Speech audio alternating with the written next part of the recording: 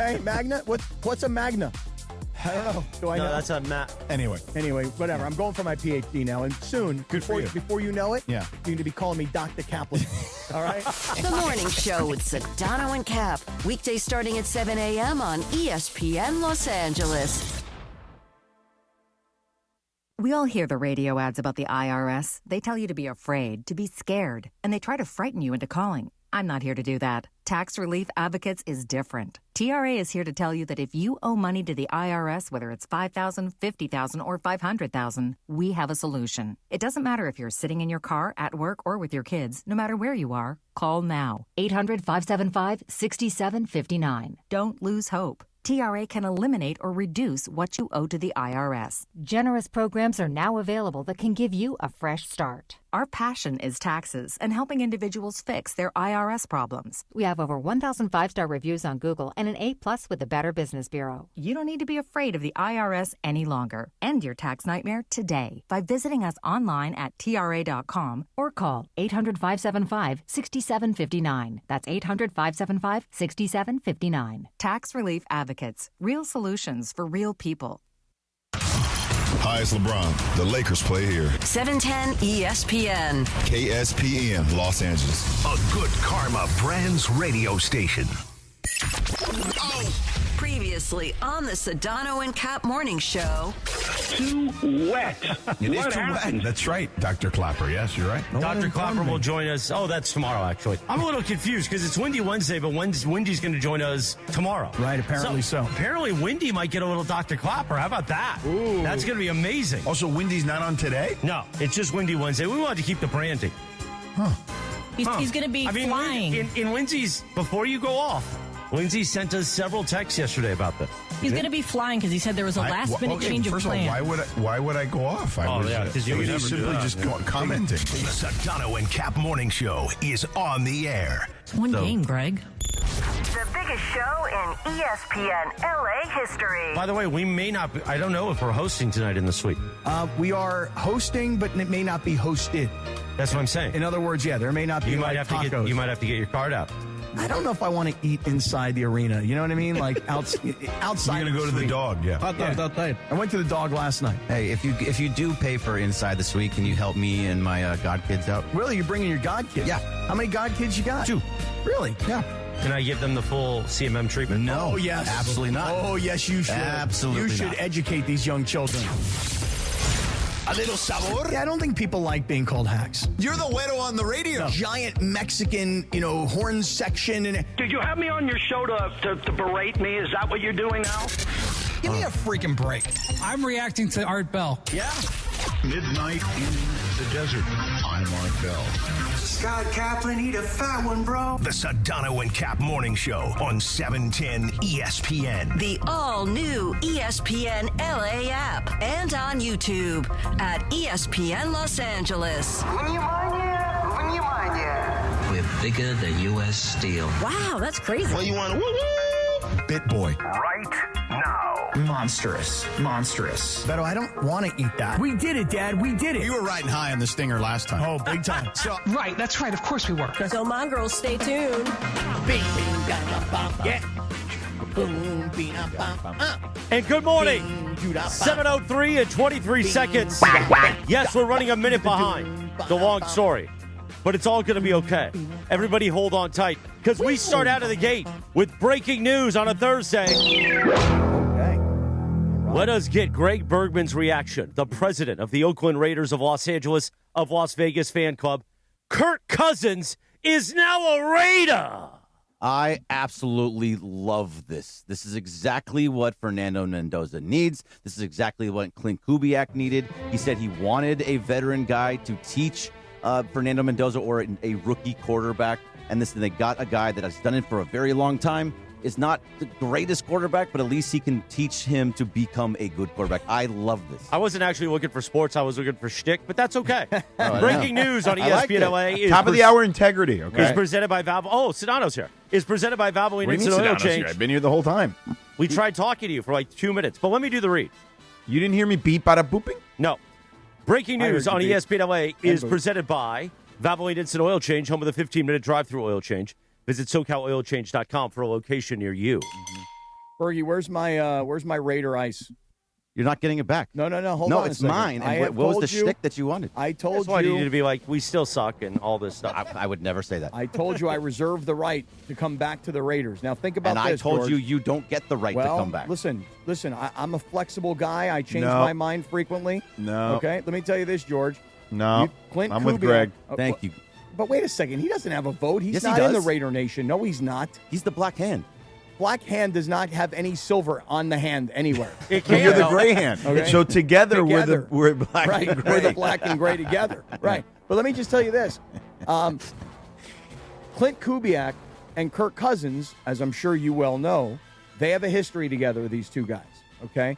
Clint Kubiak was the quarterback's coach and then became the offensive coordinator for Kevin O'Connell in Minnesota, and maybe even preceded Kevin O'Connell. And these two guys have worked together in a quarterback room as a quarterback coach and as an offensive coordinator. So there's familiarity there already. And if you, George, and again, I'll always reference quarterbacks on Netflix. If you watch this show, you would know that Kirk Cousins is one of the sweetest, nicest, most grounded, religious-based sort of guy. And he's as hardworking and as psychotic when it comes to film study and post-game film study and working with his coaches. He's nuts. He's the most professional guy.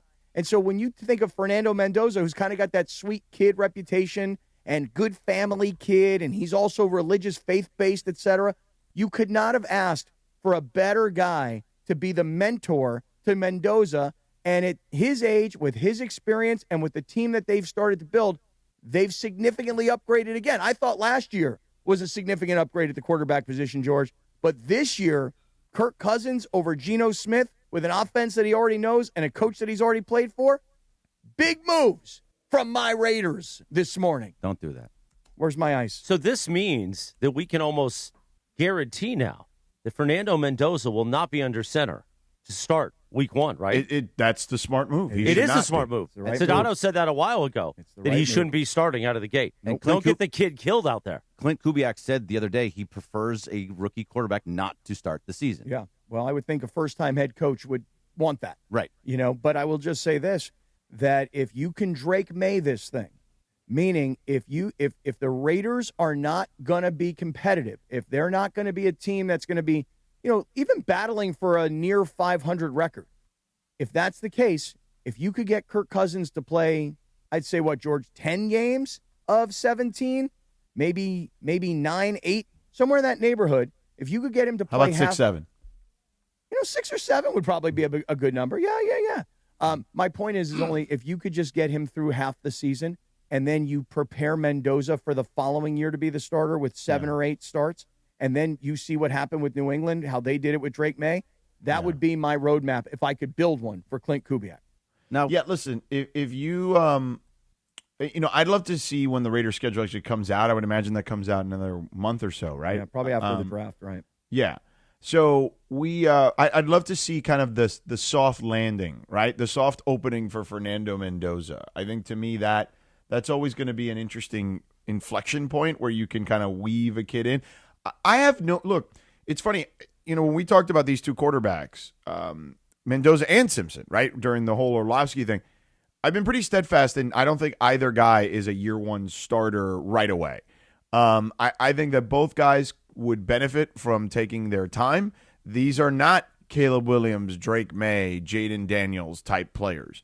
I think that everybody needs to be kind of groomed along at a different pace. Now, the problem with the NFL, Cappy, especially now, I would say that maybe years ago this was different, but I would say over the last decade plus, it has been less of a developmental type league. Mm-hmm. It is they throw you in the deep end, and they can see if you sink or swim. Many criticisms of the NFL are valid. I would say that is one of them, is that it is very rare that they develop. You can make the case, how about these guys that pop from the 5th round or whatever, 4th round, Cooper Kupp, Puka Nacua, which we'll get to in a second, obviously. Yeah, but those guys popped right away. It wasn't like they developed necessarily. Like they showed us right away they were capable of swimming in the deep end, and that was it. So I actually like this. I think the NFL needs to take more of an approach of development. and be more thoughtful in regards to guys' careers and not chew up guys and spit them out. So I like this approach. Yeah, but I'll just say this. There's the other side of it, okay? The other side of it is, look what happened with Caleb Williams. He goes to a team that's not very good. He's playing for a defensive coach, but they throw him in right away, okay? And he's going to take a lot of hits, and he's going to get beat up, and he's going to take losses. And that happened in year one. And then, of course, the Chicago Bears were like, well, our money and our future is tied to Caleb Williams. It's not tied to a defensive coach, Matt Eberflus. Fire him, get us a real offensive coach. So by playing him in year one, even though it didn't go well, he was now prepared for year two. So I could make an argument that you throw a guy in and you're preparing him for the future. However, I will say this again, I prefer the Drake May strategy, or even really others that preceded him. I mean, you can look at Patrick Mahomes. Remember, Patrick Mahomes did not get drafted and become an immediate starter. Alex Smith was still the starting quarterback of the Kansas City Chiefs. So Yes. I would prefer to see the Raiders, who, again, listen, Geno Smith is a competent, or let me rephrase that. Geno Smith, prior to playing for the Raiders, was considered a competent NFL quarterback. Yes. His reputation has taken a massive hit, and it's only going to get worse with the New York Jets, no matter what their coach thinks about him leading him to the promised land. But if I could build the crystal ball and say to Clint Kubiak, this is the way you do it, you prepare your rookie quarterback to be a starter in year two. But I'll just say this, Kirk Cousins to me is still a good player. I'm not telling you that he's a great player, but he knows the system, he knows the coach, and he has a burning desire to play. That is something that I think you found out from the day that Michael Penix was drafted to Atlanta, and he was pissed. So I think it's going to be hard to wrestle this job away from Kirk Cousins, unless maybe he just gets hurt because he's old at this point. Darth Navarro in the YouTube chat says Morales and Sedano will be wearing eye patches by midseason. Oh, I love to hear that, Darth. You tell him, Darth. Meanwhile, we will set the table. We've got Puka. We've got Lindsay's Gardos, the minor league team, as she called it yesterday. She did indeed. Beating Yamamoto last night. Right, Yeah. and she made a whole big deal about how, hey, don't be so excited, Dodger fans. You're just beating a minor league team, and yet the minor league team last night snapped back. So plus, Michelle Smallman will join us at 7:45. It is a windy Thursday now. He'll be in later on, or a little bit after 8:30, plus Dr. Robert Clapper will be on with Windy. What an extravaganza that's going to be. And Cappy, he did it again last night at Crypto.com Arena. All of that ahead. Cappy, I heard there were shenanigans. I don't know. I will say this about the Gardos, though. I mean, the Gardos, we talked about this the other day. They've always had, this iteration of them, I shouldn't say always, this most recent iteration of them has had a good farm system, like a top 5-ish, top 10-ish farm system. So, yeah, minor league team, whatever, but they are always in it because they do have good players. I mean, come to L.A. and take 2 out of 3 from the defending world champs. What's funny is their pitching is their strength, and it's their hitting. That's like they've got their top 3 hitters are great. You know, you got Quan, Ramirez, Chase DeLauter, and then everyone else is just like, wow. It's a big drop. Well, it's not that they're wow right now, but they're good players who will the more they see at bats. The first home run, Gabriel Arias, I don't know why they like him. The dude's like a career 200 hitter. I don't get it. He's not that great. Yeah, he hit the home run off of Yamamoto. I know, which is crazy because he's not a home run guy. Well, he was last night. But a lot of these guys, the more reps they see at the plate at the major league level, they're going to become pretty good hitters. I mean, Lindsay, do you want to retract that, though, that they're a minor league club? I mean, come on. They took 2 out of 3 from the defending world champs on the road in front of 50,000 every night. They've had a good farm system because the guy who was ahead of their farm system, their player development, scouting, whatever, Ross Atkins, he's now the GM in Toronto. Mm-hmm. And that happened, I think, 2 years ago. So there's going to be a drop-off because he's with another organization. He went with Shapiro. But I just don't – I don't think – they didn't do anything in the offseason. They stink, and I'm surprised that they were able to get to Yamamoto. Plus, the Kings win last night. Cappy and I are wearing our Kings hats. They beat the St. Louis Blues. Samboni was on the Zamboni. I'm sure we'll talk about that tomorrow with him. And we get ready for Lakers Thunder tonight. Tom's Watch Bar, downtown L.A. That's where our Michelob Ultra watch party is happening. Beto Duran, in person tonight. Our friend Beto is going to be pressing the flesh starting at 5 o'clock with terrific listeners. We're going to have giveaways, and you can take a picture with the championship trophy. Tom's Watch Bar tonight, downtown L.A. for what may be the biggest game of the season for J.J. Redick, the guy I said should coach for the next 20 years. Yeah, right. Mm-hmm. You did. I remember that. All right, that was a transition. Let's hit the Valvoline bell. I'll do it early here so that gives us time to talk Puka. It's 7:15. I mean, it's 7:14 and 40 seconds, but by the time this hits the delay, it's 7:15. And you know what you could have done in those 15 minutes? Tell us. Well, you could have talked about the Gardos. You could have talked about the Raiders, two teams that nobody really cares about. Or you could have gone to Valvoline Instant Oil Change, home of the 15-minute drive-through oil change. Visit SoCalOilChange.com for a location near you. Well done. Very well done. So, George, you mentioned Puka, and you say we'll get to him here in a minute. This kind of reminds me of what we talked about yesterday with Tiger, meaning, and listen, Tiger's much older and Tiger's much more accomplished and whatever. But the point I made yesterday was when you go to rehab, you either are going because you really got to fix what's wrong with you in your life, but simultaneously you may need to fix and rehab your reputation. And in the case of Puka Nacua, here's a kid. He's already accomplished. He's already got a Super Bowl ring. He's about to be, he's on the verge of getting a monster contract. And we talked about this last week. If you're the Rams, you may not want to give him $100+ million guaranteed unless you know that his off-the-field life is secure. And there are many question marks about his off-the-field life. People started asking questions during the Super Bowl. And what do we all do? We're like, oh, it's fine. So what? He was wasted drunk, but he had a driver. Yeah, okay, that's good. Tiger should do that. That's good. But the point is like, you're the Rams. You want this kid. You love this kid, as Sean McVay said yesterday. And you got to know that he's got his you-know-what together. And right now, nobody thinks he does. So he needs to go and either fix what's wrong, because it looks like from the outside, he's got an alcohol problem. And if he doesn't get that fixed, I'm not sure that the Rams want to invest that kind of money in. But not only does he need to fix what's wrong. We don't know specifically it's that, do we? No, we don't. What I'm saying is it looks to me on the outside. But I'm saying this.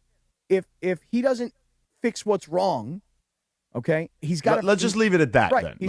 Let's not try to be too specific when we don't know. He's got to fix whatever's wrong. Yeah.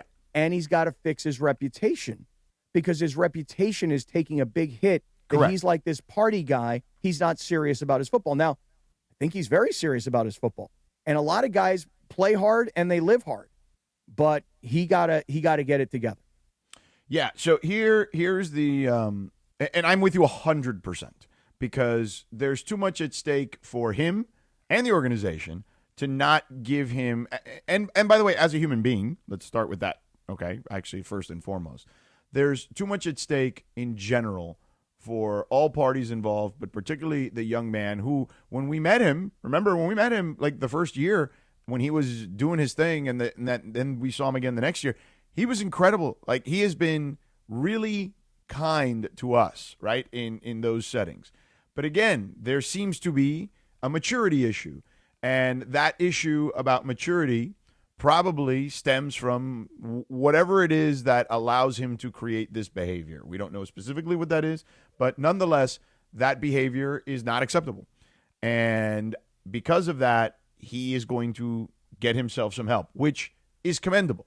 I think that particularly at that young of an age, it's very rare. Greg, actually, you nailed this, I think, the day we talked about it. At 24, you think you know everything, right? You're an adult now. You think you know everything. Nobody can tell you anything. Well, the fact that he's doing this, I think, is a great first step for the young man. Let's start with that. But here's the list of things that had transpired, right? In December, days before the Rams played their biggest games of the regular season against Seattle, in that case, Nacua unsuccessfully attempted to sneak in streamers Aiden Ross and Neon into the team facility without permission.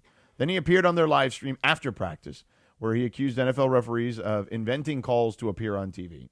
And then there was the anti-Semitic undertone touchdown dance that they wanted him to do. Then he had that incredible performance against Seattle in a game. He doubled down on the referee criticism, got fined. 2 weeks after the live stream, that's when he was involved in the situation with the two women on New Year's Eve, where he allegedly shouted something that was anti-Semitic, and then biting, allegedly, two different women, one of them which is suing him in civil court. So that's how we got to this situation. Again, I commend Nacua. I commend his attorney, his team. I commend Les Snead, Sean McVay, Kevin Demoff, the Rams organization, Stan Kroenke, for all of them doing what we said they should do that day when this story came out, Cappy, which is, hey, you need to sit this young man down and you need to have a real conversation about his behavior and his maturity and taking accountability. And here we are. And I think all parties involved have taken the proper steps. Well, you say you commend him. I mean, first of all, just back up for one quick second. You know, everything he said about referees wanting to get on TV, leave that to me, Puka, okay? I subscribe to the same theory, and let a loudmouth like me tell everybody that NFL referees call penalties so that they can be on TV and they can show off that they've been working hard in the gym on their biceps. Okay. And also their grandchildren are watching, and they told their grandchildren they were going to be on TV, and their grandchildren told all their friends, and everybody's watching the game. Nobody cares about the game. They're just waiting for grandpa to show up as the referee and be on TV. So yes, Puka, I agree with you. Referees call penalties, get their faces on television. We agree on that. But leave that for me. Don't you say that, because you get fined for saying it. For me, they hype me up for saying that kind of stuff. So I would say this. The Rams did the right thing, and Puka, this is a guess, agreed with the Rams that he needed to do the right thing. Because if you're the Rams, you're like, hey, listen, dude, you're not playing in Cleveland. You're not playing in Tampa. You're playing in L.A. You're not playing in Green Bay. You're not playing in Buffalo, pal, okay? Everybody's watching, and everywhere you go, as famous as you've become, there's a paparazzi somewhere with a camera, and they're shooting video of everything you're doing. So here's your choice. Okay, you can go to rehab and get your you-know-what together, or you cannot go to rehab, and guess what? Good luck with somebody giving you $100 million of guaranteed money. If you want that money, you don't just go to rehab to say, I'm checking a box. You go to rehab to get right. And so I would say, this is just a guess, that the Rams were like, do this and be serious about it, or we're not going to pay you. Your choice. Do you think that he's being defiant by posting like a video last night of him working out with Cooper Kupp and other guys? Why would he be defiant? I don't think defiant. I think he's saying to you, hey, look, everybody now thinks I got this big problem, but look at how hard I work. Right. I'm focused on football. Okay. I just feel Why do you think defiant? I actually think it's an interesting angle from Lindsay. I just think that if he's at a rehab, like when people think you check into a wellness facility. I don't think maybe by the time he posted that, or his social team could have posted that. You know what I'm saying? Like, I need a social team. He's got a social team, but he doesn't have a security team. Come on, man. Okay. Well, I just don't think know. if he's let's not get off the tangent about that. Yeah, he could have done it before he checked in. Is he going away? Like where he's going away for 30 days? That's what they said, that he checked into the rehab facility last month and is expected to be there, quote, for some time. So him posting a video, tagging Cooper Kupp and posting the location that it's in L.A., I don't know. It just seems like somebody should have probably told him, like, hey, man, like, chill on the posts for a while. Like, keep things on, like, lay low. Keep your nose clean and just do what you're supposed to do. And then him going and posting something right away is kind of, I don't know. It's a nice layer. Listen, we add layers here. I just think it's like kind it was of weird. Yeah, but I feel like you're thinking about a rehab that me and you would go to, where we check in, we're there for 30 days, we have this little bed that we sleep in, and then we have to go to group every once in a while. This one is more of a luxury type of place where you can kind of leave, go do what you want, like a Martha Stewart style rehab facility. It did seem like that. Like they said, they kind of showed video of him walking in. They said, in recent weeks he's been trailed essentially, and he's been seen going in. So right, like there's a Betty Ford where you go away for 30, 45 days, 60 days, and you are sequestered. Correct. Okay, and they're keeping you away from all of the things that might get you into trouble. And then there's sort of that like day camp kind of rehab, where you're still doing your thing and you're still training, because he could be training, Lindsay. He could be like training with Cooper Kupp. He is. I mean, he showed video of him working out with him and Tyler Higbee. But do we know the date of the workout? I mean, we know the date of the post. I mean, it was on his stories, as in like, that usually occurs right now. Okay, so if it's in real time, then I think Bergie's right. And I think that's been part of the reporting is that it's not like he went away. Like, we seem to think that Tiger, the way he made it seem yesterday was, I'm going away. I'll see you guys in 60 days. Puka, it seems like it's kind of a daily there are degrees to it. Yes, there's not necessarily. It could be something that he comes in and out of every day. I understand that. I just think that him posting the video in general is just kind of, I don't know. I think I lay just low. don't know if defiant is the right word. Should lay low. You know? I think it's a reminder of, hey, I might be dealing with this, but don't forget, I'm giving you 110% here in the offseason. I'm not just some guy who's out partying and messing around, and I'm not putting in my time and my effort. Yeah, my objection is to the word defiant. Objection, Your Honor.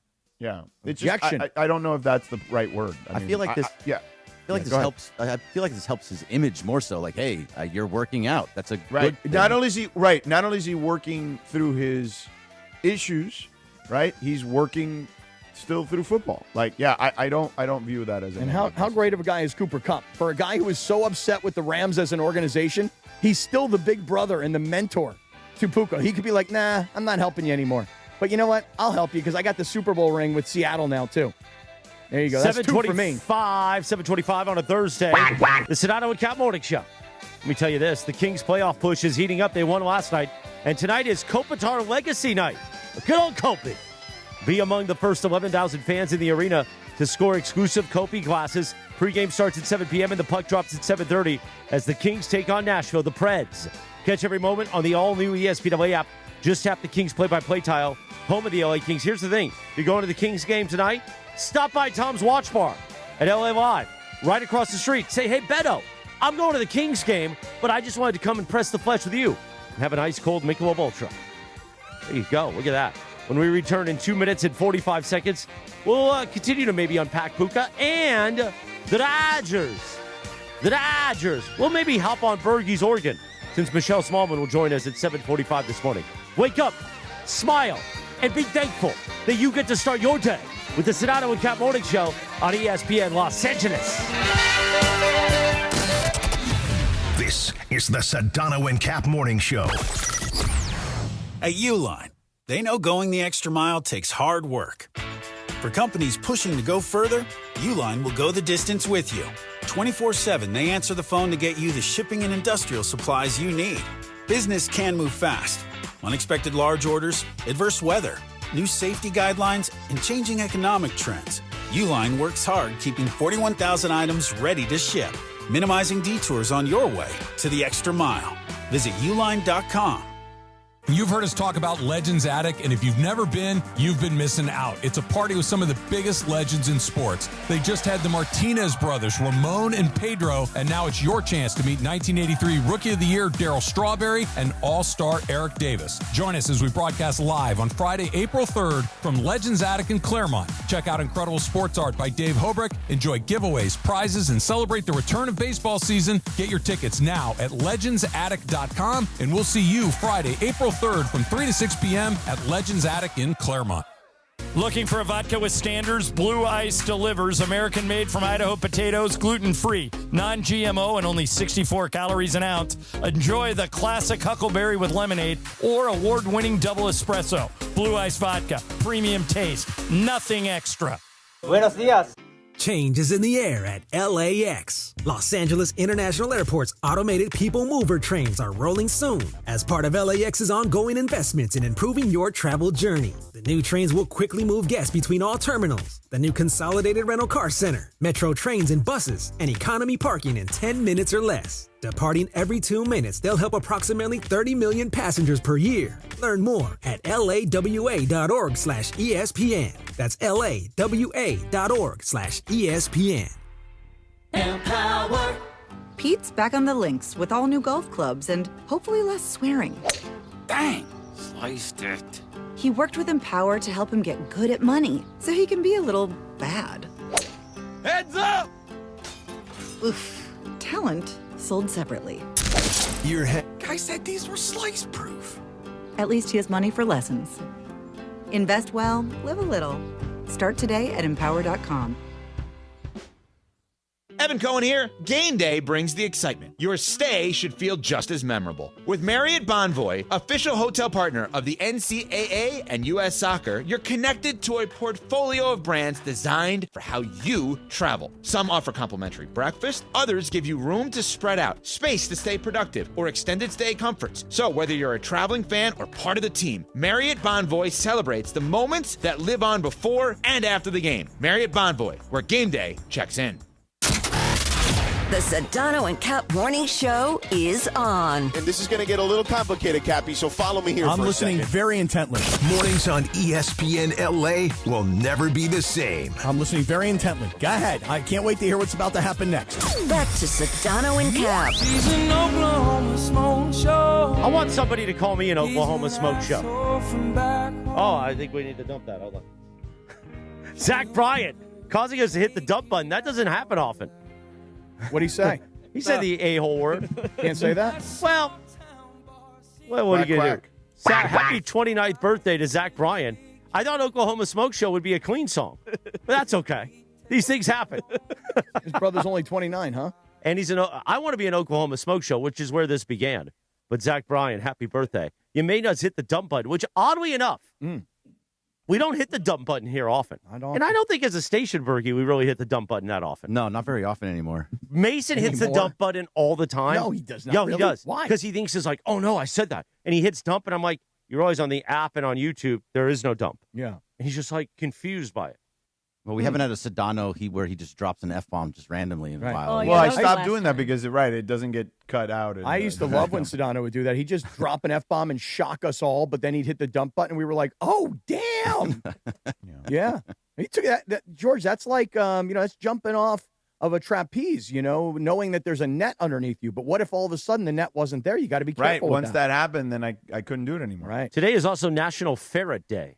What is a ferret? Is that a little animal, like a It's little that rodent? animal, The varmint. Yeah, it's like I would say it's in the squirrel family. I don't know if they're actually in the same thingamajig, but a ferret. A ferret. Yeah, isn't that the one that the one guy put up his wazoo? No, I think that was the gerbil. Oh, are they a related? gerbil. Oh, quack, quack for the kids. Allegedly. Gerbil. Allegedly. Really? Wow. Is that like Ricky They're actually Tikki-Tavi part of the kind stuff? weasel family. Yeah, they're from the Mustelidae family. Jennifer Aniston and Along Came Polly. They have a ferret. They have a ferret. Okay. So what else is in the weasel family? The wild European polecat. Oh, who knew about otters, the polecat? Badgers. Oh, Yeah. Oh, okay. Wolverines. Oh. Wolverines also in the weasel family. wait a minute. A Wolverine's a real thing? Yeah. Yeah, Oh, I thought it was a comic book thing. it is. So we're looking at a ferret right now. Okay, guys, the social teams put this up. This is what a ferret looks like. That looks like one of those little animals. What do they call those little animals that beat up on cobra snakes? Yeah, the Ricky Tikki-Tavi, right? Wasn't that a ferret? Is it a mongoose? Ricky Mongoose, Tikki-Tavi. mink, Oh, he might be a mongoose. meerkat. Is it- Oh, meerkats No, it are wasn't so a meerkat. cute. No, there's some animal. Mongoose. A mongoose It is is a the one. mongoose Yeah, that it's a beats up on cobras? Yeah. Okay. Hey, listen, you got to watch out when you beat up on those cobras. Yeah. Ooh. Now, Cappy, before we get into the Dodgers a little further, at the Kings game yesterday, Yes, sir.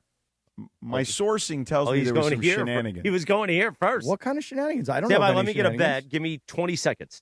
Yeah, I heard there were shenanigans. I also heard there was an interesting Bergie situation in the suite. Really? Yeah. I'm Why? unfamiliar with shenanigans last night. Last night I heard there were awesome. shenanigans. Shenanigans from you, and then Bergie was just like, he couldn't help himself, allegedly. Well, apparently Bergie's he's Oh, lactose intolerant, but he keeps eating ice cream in the Yeah, ESPN that's ice cream. not good. Why? I It's thought you so gave up on the good. dessert He cart. gets like 2 scoops, and he's just chowing down, and I'm looking at him. I'm like, how is that going to feel? He's I like, shared. he's like, well, not great. And by the way, he's got like M&Ms in there and stuff, and I'm just like, that doesn't Right, seem with amazing. milk chocolate, right? Yeah. Children. All For you children.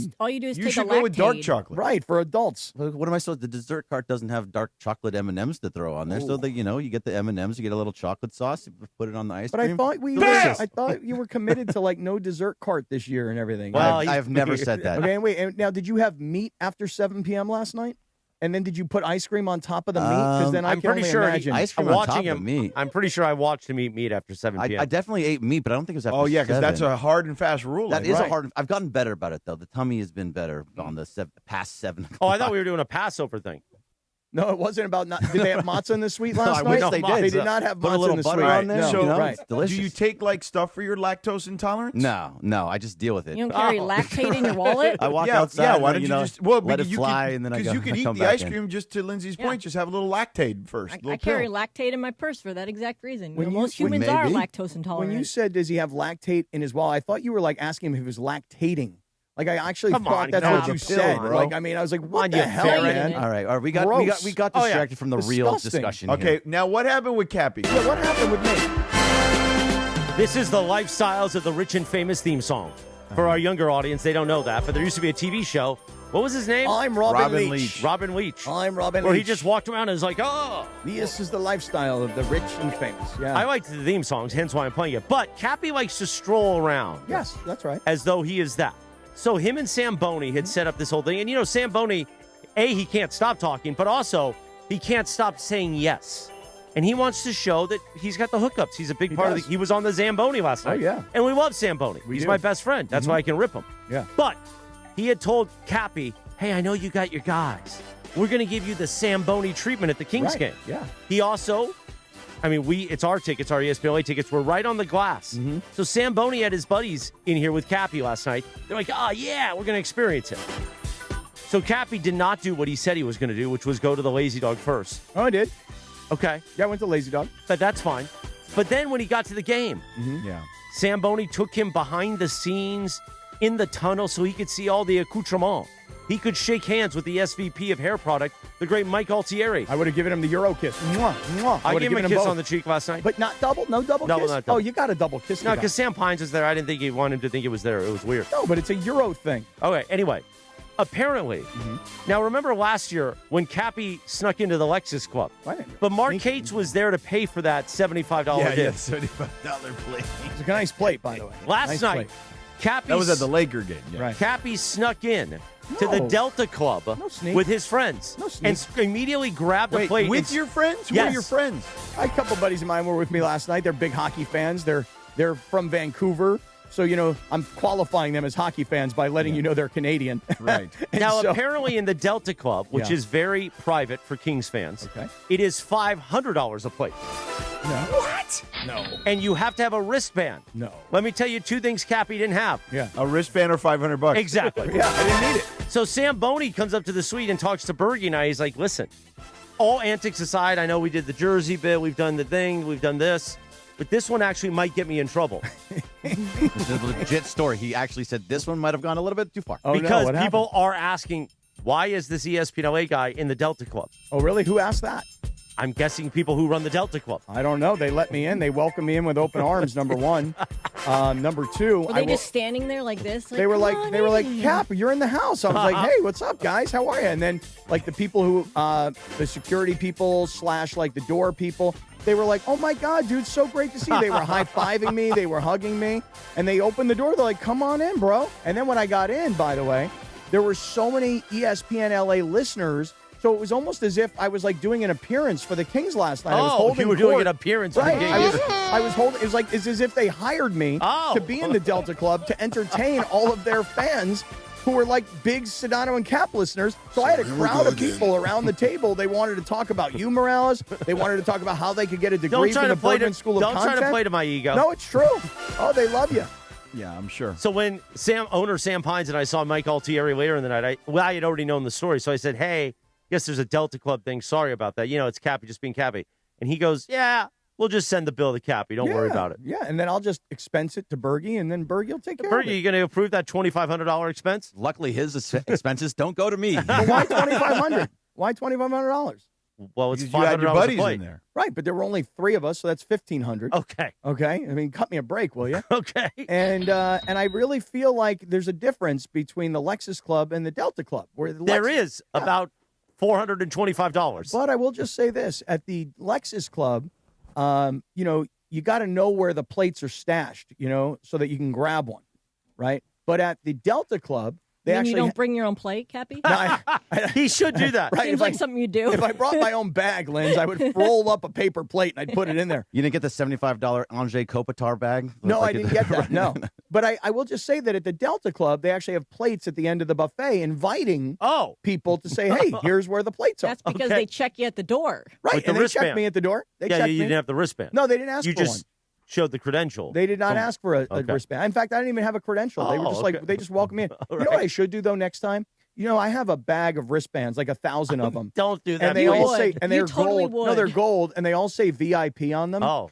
So like if you go somewhere and you need a wristband, like you just take the wristband and you show the VIP. People are like, oh, I don't know. Is that the? I don't know. It it's says gold VIP. and it says VIP. Right. It must be the right one. Those are from your Mandy's after party, remember? Correct. Right. From many years ago. That's exactly right. Now, I do want to get into later on in the show the Kings jersey. We'll do that. Michelle Smallman's going to join us in a few minutes. But before that, let's hop on Bergie's organ, shall we?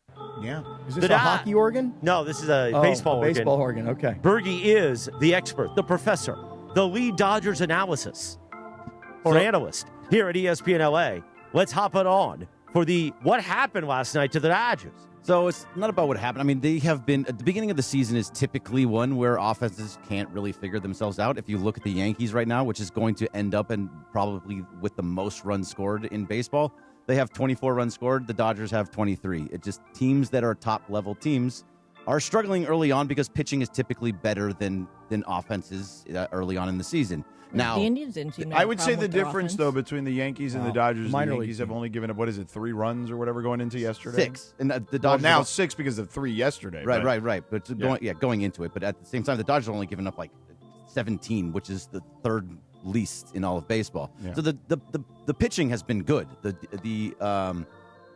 bullpen's been good. The starting pitching has been good. I'm not worried about the pitching. The offense is just a very frustrating, annoying thing right now that's going to turn around. But it's annoying right now. And to the point where Grant Williams yesterday for your Gardos. Gavin, sorry. Either way. I've heard it both just ways. G. Williams. Right, G. Williams. He's a G. G. Will. Either way, he completely shoved again just after the guy on Monday did the same. Or Tuesday. All right. Lindsay, that was... Oh, I going didn't know that you were towards you. pointing to It was me. a I'm cue to sorry. you that you might know who the Sorry. pitcher was that Sorry. night. Yeah, that was, Mesker, yeah. that was one of the minor league guys that nobody knows who he is, But including but me. The pitching has been really, really good. Shohei Ohtani does not have an extra base hit, does not have a home run yet, but he is walking, and his on-base streak has been great. But I'm going to have to start playing him every night. I'm committed. He's going to go off. Here's what I think I'm going to do. I'm going to play Ohtani and Judge every night of the baseball season together to hit a home run. Now, it's not going to happen very often where they both hit a home run on the same night, but when they do, it's going to pay off big time.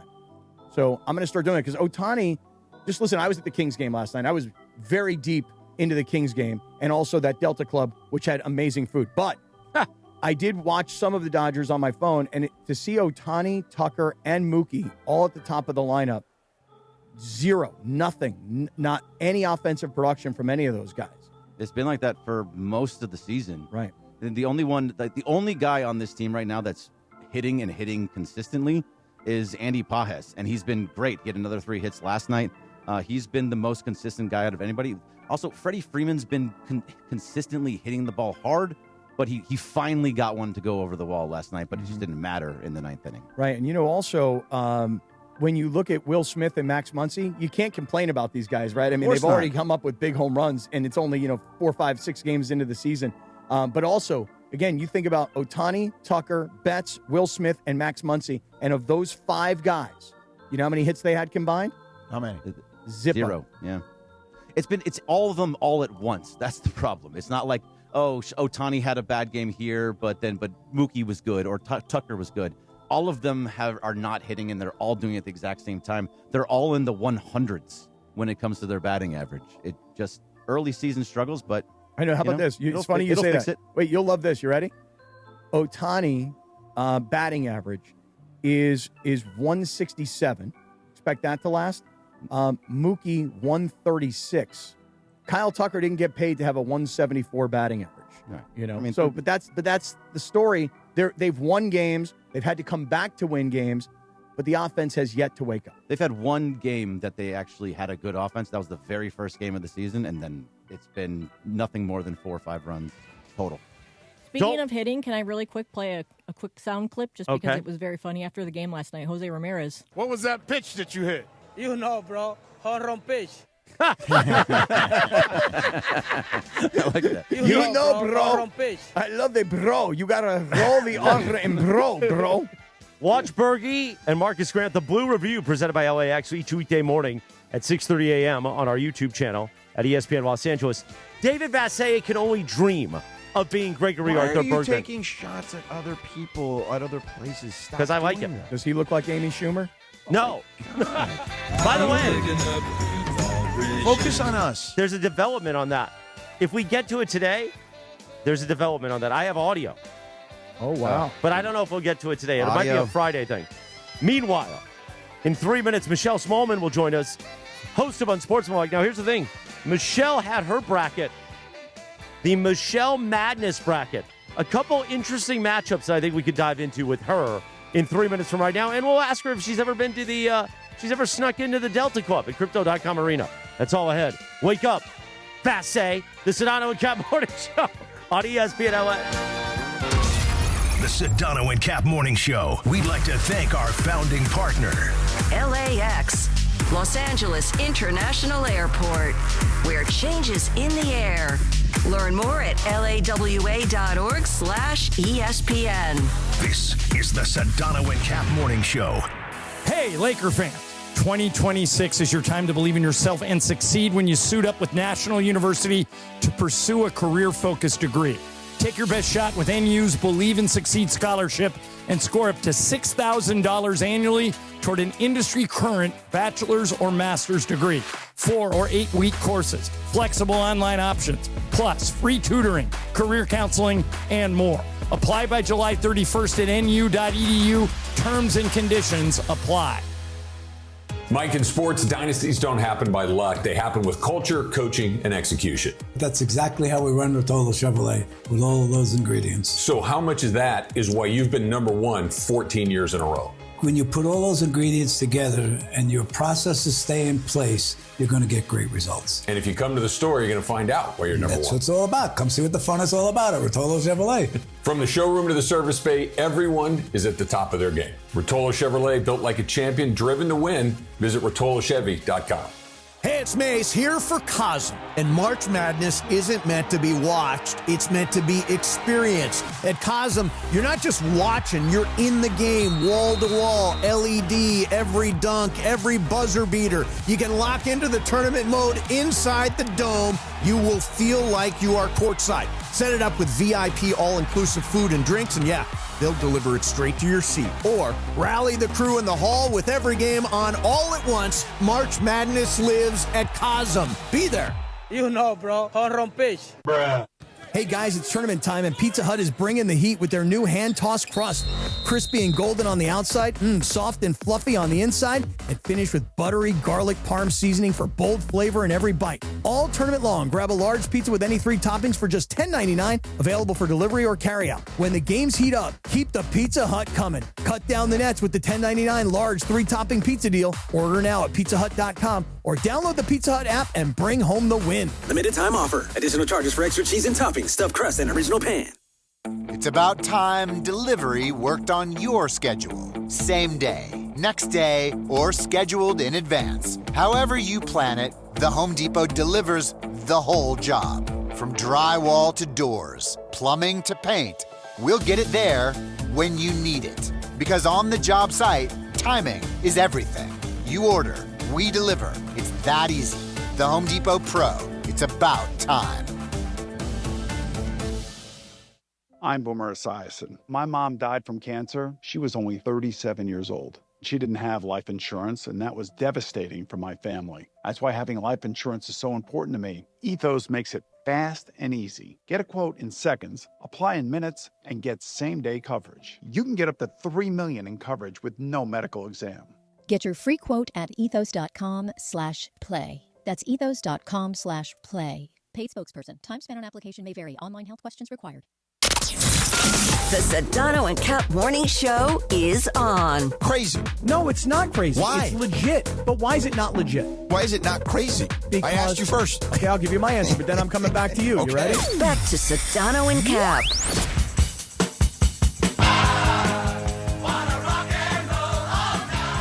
7:48, good morning. The Sedano and Kap Morning Show on this April 2nd.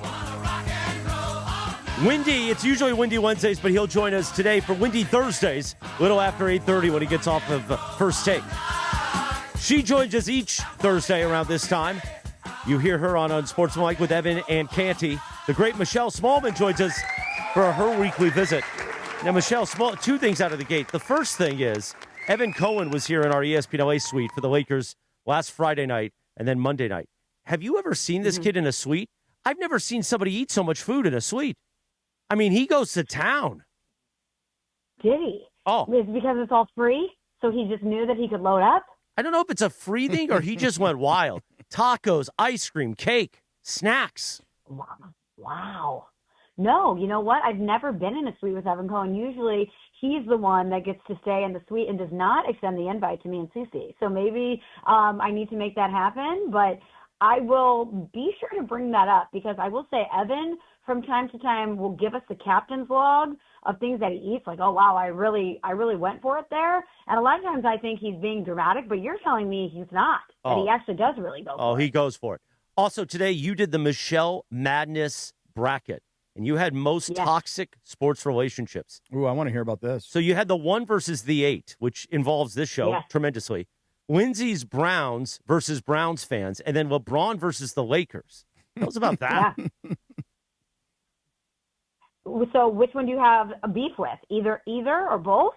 I don't have beef with either. No of them. beef. We just wanted to hear them. They're relevant. Yeah. So the one is the 1 versus the 8. Explain to us the 1 versus the 8.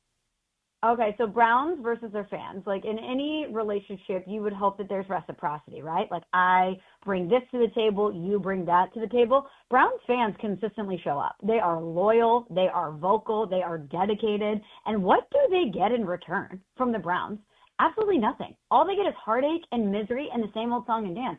How long have we been talking about the Browns and their search for a quarterback? How long have we been talking about the Browns being dysfunctional and being bad?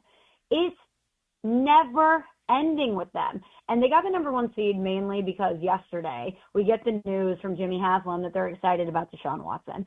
Everyone on earth said that Deshaun Watson to the Browns was quite possibly the worst deal in NFL history. They gave up all this draft capital to the Houston Texans, who took that, turned it around, and built a consistent playoff contender. They got their franchise quarterback in C.J. Stroud, plus a lot of other pieces, and now they're consistently in the conversation as far as contention is concerned. They gave Deshaun Watson $230 million guaranteed.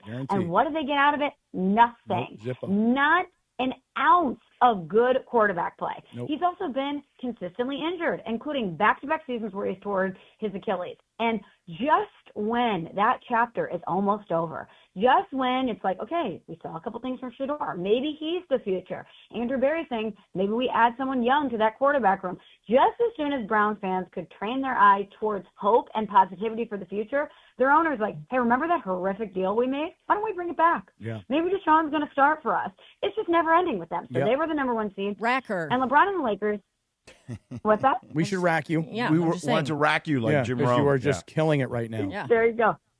So LeBron and the Lakers at the 8th seed, I put them low on the list because even though there's been tension in the past, LeBron has been malleable. He's been adjusting his role, and the Lakers have been finding success here recently with this new look Lakers team and LeBron's different approach. But we all remember the article that came out, and to me, that toxic relationship just feels like we know it's the end of the road, and we're staying together until the kids get to high school. Like, we know it's Luka's team. We know that the next era is here in real time, but we're just waiting until the kids graduate from high school and go off to college. That's what it feels like with LeBron. Oh, yeah. I know many people that put their kids in college, dropped them off, set up their dorm rooms, came back, and got divorced, like, and moved out immediately. We waited till the very end. But I just want to go back to one thing, George. You ready?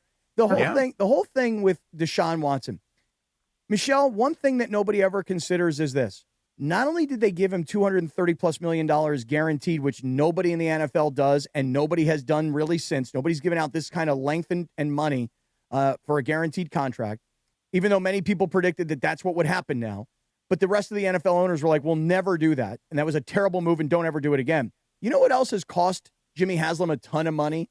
Is the number of coaches that he's fired since the Deshaun Watson thing, because he knows how much he spent. And it's like a guy who, like, says, I got to finally get my value out of this expenditure.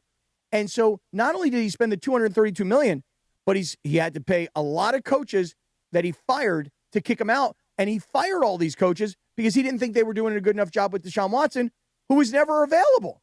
So he has cost himself, I would bet you this Deshaun Watson thing has cost him $350 million. Yeah, he's worth $10 billion. I don't think it matters. Yeah, you may be right. But it's the fans. That's the toxic relationship because they keep showing up and asking for more. And I get it. They're so loyal. They love their city and they love their teams. And I give them a lot of respect for showing up year in and year out because I don't know if I could. I don't know if I could give them my money anymore based on all the heartache and dysfunction that they've endured. Well, I happen to love this Michelle bracket of most toxic sports relationships. And, George, I don't know how you feel about LeBron and the Lakers. I feel like LeBron and the Lakers were a very toxic relationship for many years. Oh, see, I would make I do not a beef, but I would amend that to really LeBron versus Kobe fans. It's really not the Lakers fans necessarily. Because the Lakers fans, when you go to the games, love LeBron. They generally, this is just LeBron and the organization, not the fans. Oh, okay. Well, fair enough. Then that's I would say that maybe early in the season, I would say LeBron has been pretty amenable to just kind of the quote-unquote new role that he's in.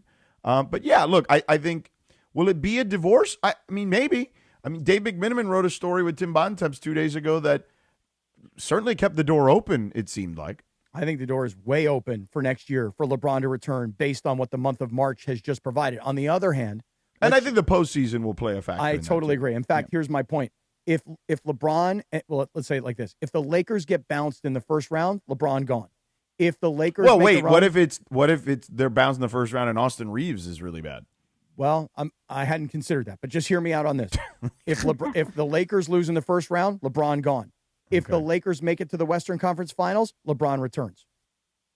To me, it's that. What happens in the second round, though? If they make it to the second round. Second round, everybody's sitting there kind of going, what do we do? What do we do? What do we do? We don't know. All right. Going into the playoffs, George, it goes like this. Going into the playoffs, everybody agrees. Hey, first round loss, he's out.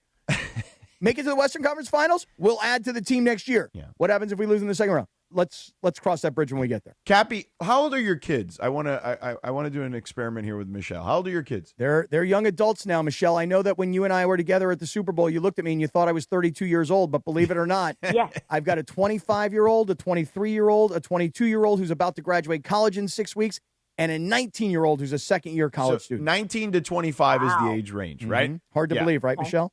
Michelle, I don't think you're watching on the YouTube stream, but with we were talking about this the other day because the Dodgers had a Yoshi giveaway with the Mario Brothers movie coming out. Cappy had no idea who Yoshi was, and I said, you have children who probably played games with Yoshi. Were you never paying attention to what they were doing on the TV screen? Are you surprised that even though he didn't play games with Yoshi, that having children of that age range, he does not we showed him Yoshi. Okay, Arya has a stuffy. I put it on my microphone. It's on there right now. I said, you have no idea who this dinosaur is? And he's like, no idea who the dinosaur is. Every time they say Yoshi, I think they're talking about the Dodgers pitcher. You'll have to excuse me, Michelle. No, that's what I would think too. I just Googled Yoshi, and now you didn't know Yoshi either? My girl. No, my girl I Michelle feel Smallman. bad Wow, see that? I thought See how Yoshi was judgmental the you guys mushroom are? guy. No, huge upset, I would say. Michelle, I just texted you a picture of what George has on his mic on his mic because it's awesome. This is blasphemy that you don't know who Yoshi is. Yeah, I'm a little it's not. disappointed No, in you, it's not. Smalls. I It's got to be awesome. honest with Michelle, you. you're so. Hey, listen, Michelle. It sounds like you're like me. Like you're focused on other more important stuff, like Yoshi the pitcher, not Yoshi the little green dinosaur. That's right. Yamamoto, Right. locked in. Right. Yoshi, the dinosaur, not so super familiar. But you have to understand, and this may be like a knock on me as far as the cool points are concerned, what little actually exists. I've never played video games in my entire life. Oh, that Ever. disqualifies you then. I mean, there you go. Yeah. I mean, I knew who The Mario only was. sort of From Wait a Donkey second. Kong. like Now, that I've wait. played. Let's dive into this. You never played video games. Was that like your parents who I've met and loved? They're very nice people. Yeah. Now was this a parent thing? Because Lindsay also had very strict parenting. She wasn't even allowed to watch The Simpsons growing up. So I'm curious as to where this video game thing stems from. So I also did not watch The Simpsons growing up. So Me Lindsay neither. and I have that in Wow. common. Never seen one episode. It was not my parents being strict, although they did unleash me in the backyard and outside a lot. It was very much like, go play soccer with the neighborhood kids, like, get out of here, stop bothering us. But I'm an only child and did not grow up around any brothers or boys. And my female cousins, my girl cousins, also did not play video games. We were very into Disney. We did not do the Nintendo thing. We did the Disney thing. So we were pretending to be Ariel and Jasmine and Sleeping Beauty and all that. We never played video games like that. Wow. It was just not in our wheelhouse. Well, thank you, Michelle. As much as, because I would like to say it just was not. Yeah, Michelle, I've taken a lot of heat around here for not knowing who Yoshi the dinosaur is. And then does this have something to do with Mario Brothers or does it not? Because I only knew Mario from the video game Donkey Kong from 1982. Right. The stand-up machine and the roller skating rink. Well, but Michelle, you know who Mario and Luigi were. Of course. I mean, I'm Italian. Of course I know Mario. Right, I was just going to say. It's over here. To me, it's right over here. It's right over here. Those are our guys, please. Yeah, I mean, two Italian plumbers. You're Italian. Exactly. I know. You know. Wait, those guys are plumbers? They're plumbers. I didn't know they were plumbers. Cappy's face when you said I didn't know two Italian plumbers. I didn't know those guys were plumbers. Really? I thought those guys just climbed ladders to get to Donkey Kong. I didn't know that. Wow. Italian plumbers. All right. Oh, I didn't know. I'm looking at them now. Excellent mustaches. Oh, for very Mario good. And Luigi. Yeah, very good. Very good. And they're great athletes, these guys. You Two should see lovely these guys. mustachioed gentlemen. So, Michelle. You and me, Michelle. Always a little bit of an upset. A little. I would dub say for me. still love you to death. But I will say to mom and dad, they should have gotten you a Nintendo. Tell them I said that. Yeah, they probably just didn't want to spend the money, so I didn't That's even fair. know it really Yeah, existed. that's fair. It was Listen, just not my thing. They were like, hey, just go outside. Don't ask us any questions about technology that's going to cost us money. Mm-hmm. Well, you could have done what my father did, how he got me my Atari 2600. I've told that story before. Yeah. No? How about you tell us another time? Because we gotta get a break. You don't even understand. The great Michelle Smallman, you don't hear even weekdays, 3 to 7 a.m. Unsportsmanlike with Evan Canty and Michelle right here on ESPN LA. Michelle, have a great day. Happy. Thank you, guys. Talk to you Thanks, next Michelle. week. Two Italian plumbers. Yeah. We also got two guys, two other brothers that have the hardwood and the morning wood. Yeah. I Two knock Mexican on it. floors. Oh, come on, man. What? That's this guy. Those are my guys. Our friends. By the way, shout out to Steven Hernandez for taking care of Lindsay Yeah, at thank the you so Gardos much. game. How are those seats? Amazing. Incredible. Me and George will be there on April 14th, not 15th. It's a Right, Tuesday, not a 15th, Wednesday. like you text me. Right. Yes, exactly. Bring your, Could you imagine? That would have been hilarious. Like, I would have been like, Steven, like, hey, you ready for the game today? I'm like, no, Cappy told me it was tomorrow. Cappy, bring your own wristbands to get into the baseline I got club. the VIP wristband. Yeah. Well, we don't need to worry about that with the crazy Hernandez No, brothers. they got it all that wired. taken care of. Right. Georgie, tell us about Hernandez Wholesale Flooring. Yeah, listen, it's springtime in SoCal. Sun's out, guns out. But let me ask you this. Are you still on those same old floors? I mean, come on. You got to make a power move here, okay? When Hernandez Wholesale Flooring, millions, I repeat, millions of in-stock options, hardwood, laminate, waterproof vinyl, carpet, even turf, all ready to go. No waiting on spring sales. Just true wholesale pricing every single day. Family owned, 3 generations deep, winning on price, selection, and service. Extra savings, by the way, for first responders, military, and veterans, plus price match, okay? So this spring, upgrade your whole vibe. Hit the showroom right off the 5 freeway next to the Commerce Casino. Check them out on the web at HernandezWholesaleFlooring.net. That's HernandezWholesaleFlooring.net. Hernandez Wholesale Flooring. No games, no gimmicks, because no spring sale beats wholesale, homeboy. Thank you so much, Sedano. 8:02 on a Thursday. Brian Windhorst will join us after he gets off first take, a little after 8:30. Dr. Robert Clapper. It is the Sedano and Kap Morning Show on KSPN Los Angeles, a Good Karma Brands radio station. By the way, not only is owner Sam Pines in town, I believe founder Carmi, the great Karmazin, I believe he's on the jet now coming in. It's too bad he wasn't here last night. I'd have taken him to the Delta Club. He would have loved it. Oh, my God. He would have loved the sushi. We return with 2 Italian plumbers and a bunch of scumbags in 2.5 minutes from right now.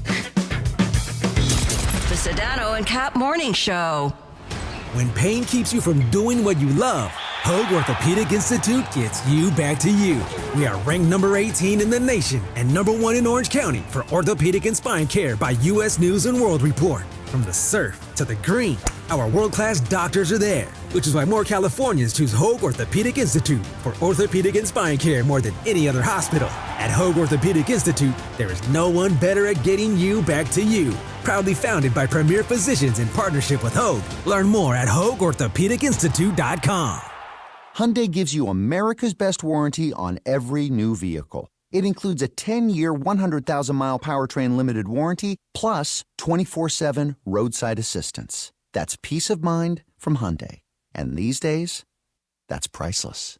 Now, get the Hyundai Tucson for 0% APR for 60 months, plus 0 payments for 90 days. Visit your local Hyundai dealer. Offers end April 30th. Call 562-314-4603 for details.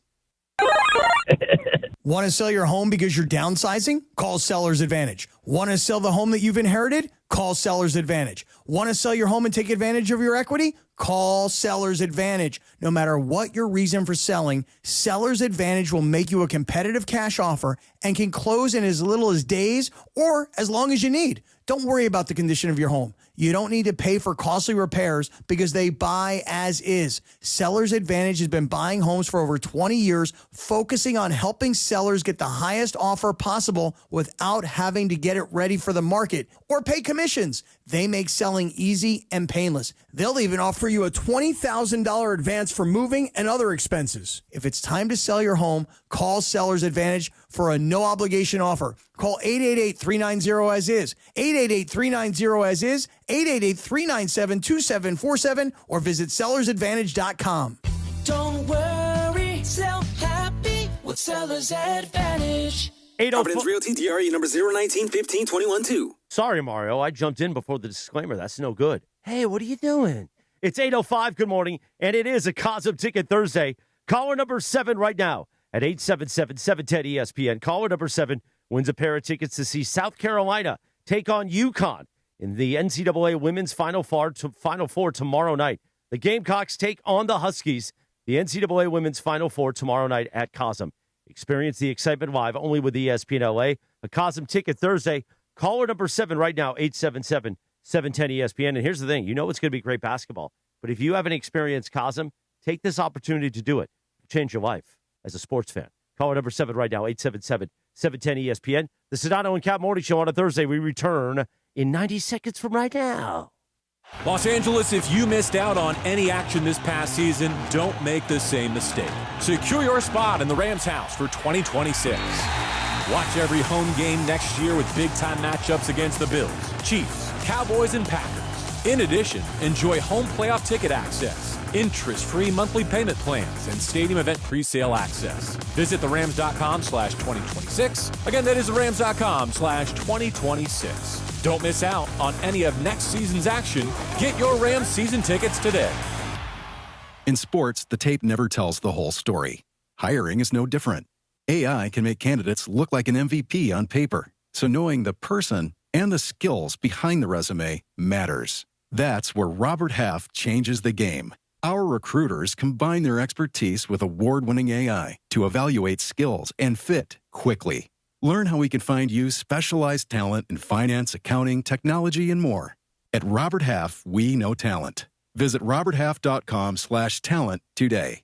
Hey, it's Rich Eisen for Pella Windows and Doors. Sometimes teams take a timeout to regroup and call the right play. When it comes to your home, Pella Windows and Doors always has the winning game plan. They're not just window and door experts. They're experts at taking care of you and your home. At Pella, they find the products that meet your needs and their experts install them. They do it every day, and that's why your neighbors trust them. Discover why Pella is a trusted choice for homeowners everywhere. Visit Pella.com/Eisen today. That's Pella.com/Eisen.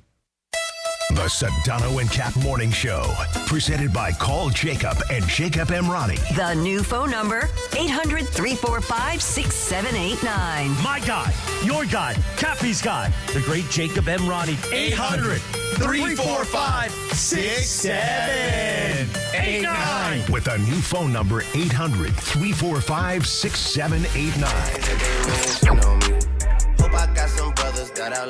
8:08. Good morning. Yeah. The Sedano and Kap Morning Show on a Thursday. On this day in 2018, the number one hit, Cappy, Drake, God's Plan. I would like to wish my brother Drake A very happy Pesach. Okay, Passover time for everybody.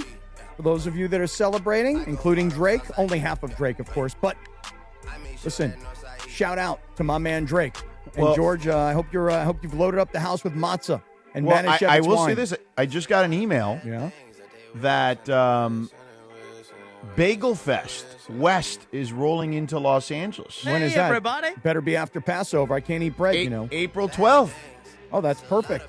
What's today's Following date? the sold-out success in New York, Mm-hmm. Bagel Fest, presented by King Arthur Baking Company, is expanding to the West Coast with the launch of Bagel Fest West, taking place Sunday, April 12th at Audrey Ermis Pavilion in Koreatown in partnership with the Jewish Food Lab of Wilshire Boulevard Temple. Nice. The inaugural West Coast edition is a milestone for the fast-growing event that has reimagined the bagel as craft and cultural currency. All right. So, Cappy, you better if be you on- want to you go, better be there. I may have to go. And by the way, the good news for me is that a former listener to the show, a former listener. Well, why are they former? Because he bailed on us because he just couldn't take it anymore. Because he could dish it out, but he couldn't take it anymore. Big O? No, Dead Meow. Oh, well, he still listens. No, please. at least at Dead Meow, I can crash his place and go number 2 after You know, I have this a was few a bagels. that was a big hook to get in that mention. Yeah. I slip in the JT stuff out of nowhere, but Right. you didn't really slip it in. It's No, a long string to get there. Well, I use his bathroom in Koreatown when I'm nearby. All right. So, Cappy, let me know if you want to go to Bagel Fest West. Bagel Fest West on the 12th. It's a Sunday. That's the day after the rodeo at Cal Poly Slow. That's like a big deal up there. Really? Yeah. So I'm already starting to remember the words from Garth Brooks, the song Rodeo. you Yeah, know? a great song. But I think I may be going to the rodeo. Oh. You guys ever been to a rodeo? Yes, in Houston. It's a big deal Oh, in Houston. yeah, right. Houston, isn't it like a long, it's not like 2 2 weeks. days. Yeah, 2 weeks. Yeah, At people- NRG Stadium. Yeah, people get serious about the rodeo Yep. in Houston. Yeah. So I guess they get serious about the rodeo up at Cal Poly Slow. That's where I'll be. I may stop on the way back and get some bagels, George. Think about that. Maybe I'll bring you some freshies on Monday. We've got Lakers Thunder tonight. Could it be a rodeo in OKC? Hey, Lakers Thunder. By the way, watch the game with Beto Duran. You know how you do that? Tom's Watch Bar, downtown LA. Our Michelob Ultra watch party tonight with Beto Duran. Press the flesh. It all starts with the Toyota Lakers countdown to tip off at 5 p.m. Tip off at 6:30. Watch it with Beto at Tom's Watch Bar tonight in downtown LA. Okay. Go ahead. Finish up. No, I'm done. So there's no way Cappy's going to Bagel Fest West. Why? $200 to get in. Well, for the morning session, which is when you'd want the bagel, right? Mm-hmm. Bagel can be anytime, really. Yeah. Why? How much? Okay. What's the deal? You say there's no chance I'm going. What's the situation? All access pass, $210 and 16 cents. Why the 16 cents? I don't know. I'm curious. You know? I mean, if it wasn't There's an $11.16 fee, apparently. Oh, really? It should be $11.18, but that's another story for another time. And those of you who got it. But Now, there's a morning session, but it says industry only, 105. That's me. 12. You're not in the industry. I am so in the industry. 105.12. Is that for the half price? Are you in, or do you need to get another? Wait, half? they're going to charge me half the money for being in the industry? Nah. By the way, good job by Tim. He's got it up on the screen. Yes, he does. Bagel Fest. Mm-hmm. And I like it. I like the bagel. Looks like it's got a lot of nice cream cheese on it. And the Bagel Fest West looks like that's the locks. Is it all you can eat bagels? Another good question. only I mean, get you'd through, think like, for two- $200 Yeah, you can eat all the bagels you Right. want. Yeah, but I can't. You can only eat like 2 at most, Two. and then you're gonna be full. 2 bagels. Even if I gut the bagel, you know what I mean? If I Right. pull out all the bread of the bagel, I still can only really get through 2. Who does that? Oh, a lot of people. A lot of people do that. Yeah, Just yeah. like if you gut, he'll order a Jersey Mike's Cappy Yeah. where they gut the Oh, bread. yeah, you Right. scoop the bread. Scoop, Yeah. scoop the bread. So you scoop the bagel. See, but the move at Jersey Mike's is you go with the chicken Philly, right? So they grill the chicken on there, scoop the bread, okay? Go, throw some avocado, go extra meat, okay? So more protein. Cappy's an extra meat guy. Yeah, and you go with that. But I don't like the onions and the peppers, so just avocado, extra chicken, and some yellow mustard. I scoop the bread. Please add yellow mustard. You know that. But Cappy's off the Jersey Mike's train. Now he's a Jimmy John's Well, guy. you know, at Jimmy John's, truth of the matter is that all the original Jimmy John sandwiches, as I found this out from the guy who works there, who told me to call him Jimmy John. He actually asks me to call him Jimmy John. I guess the original sandwiches, they scoop all the bread. So it's very, very thin. That's why, Bergie, as you well know, Jimmy John's got the best bread. Addicting bread. It's addicting. There's is. something in it Love it. that is addicting. And usually on a day like today, when I leave downtown LA, I drive up Figueroa towards the freeway, and I pull off to the side and I stop in that Jimmy John's, and I usually get a giant Jimmy John's sandwich cut in 4s, and I eat the entire thing on my way south like a freaking animal. I have seen this firsthand, by the way. It also is a very drivable sandwich. Right, you can eat it while driving. George, the chicken Philly from Jersey Mike's, terrific sandwich. Can't drive and eat. That's you know not what I mean? true. No I've done it chance. before. No, come on. It's a I've messy done it. sandwich. I've done it. Okay, well, then that's Listen, when that's you need a impressive. road sub, you call Cappy. He knows about a road submarine. I'm trying to figure Well, out you know, today. maybe you're not as gifted in the arts of driving and eating as you think. I mean, perhaps? Cappy, what are you doing? This is a hero sandwich. He may be you right. stepped on my bit, Briones. He may be That was right. that was a casino bit. It was good. And, It's a hero sandwich. You may be right, George, because the thing is, when I go to Jersey Mike's, even if I get the chicken Philly or even a regular Philly, I'm going to have them do it Mike's way. So I'm going to have them put on the lettuce, the tomatoes, juice it up, the oregano. Juice that thing. Right. Put that Mike's sauce all over it. No, it's not Mike's sauce. What's it's it just called? Mike's way. Oh, Mike's way. Yeah, but now then they call Mike's- it the juice. I think. Yeah, they but call not it. Mike's sauce. Oh, Yeah. Yeah. By the There's way, no sauce. Yeah. I read the rundown incorrectly. That's on me, Lindsay. Dr. Clapper will join us at 8:30 this morning so that we can clear the way for a windy Thursday in the 9 o'clock hour. How are you? So let me ask you this. Go ahead. Okay. We were talking about LeBron and I mentioned the article McMiniman and Bontemps wrote about LeBron's future. Now, I saw we have audio of Rich Paul. Now, is this from the Rich Paul Max Kellerman podcast? See, it is. Okay, and it's about the future and teams LeBron might play for. I guess because the article came out, they addressed this topic on the podcast. They're naming teams. You got all this speculation, and everybody's talking. So you're saying there's no truth to those 5 teams? There's no truth to any of it. I don't know what's happening. Remember when you just said believe half of what you see and none of what you hear? I'm I don't know if I just- believe any of that. I'm telling you. You don't know what's happening? I do not know. He don't know either. He don't know. We don't even talk about it. I know. Well, if you know, then I need to Tell be him, talking Max. to you. But we don't talk about it. The conversation was exactly what we do talk about, and what he talks about more than anything is, man, just enjoy the moment. The man's playing minutes with his son, meaningful minutes. By the way, off tip last night, had a chased out, pinned the block. So the it's first like, play wow, of the it's like- game, he's that's- 41. And honestly, it's unfair to, again, people have to do their job. Yeah.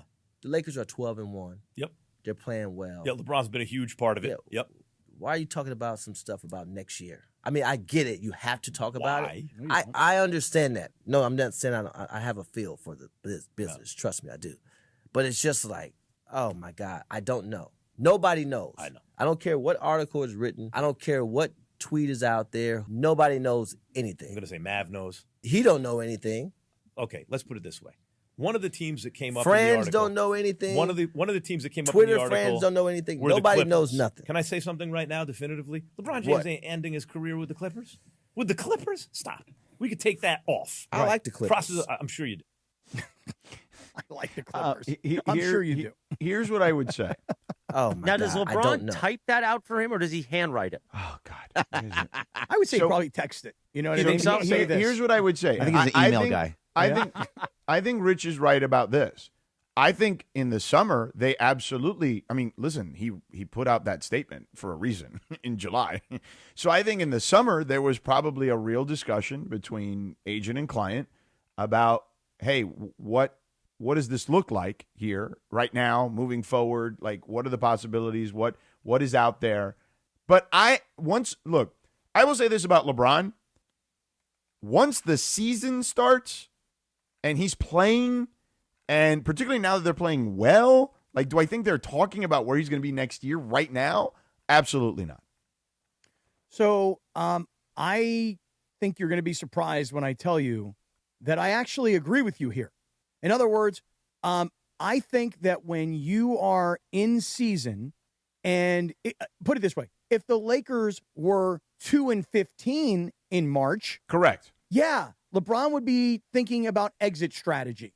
But because they're 15-2, and as Rich Paul points out, he's playing with his son, and this is what he wanted.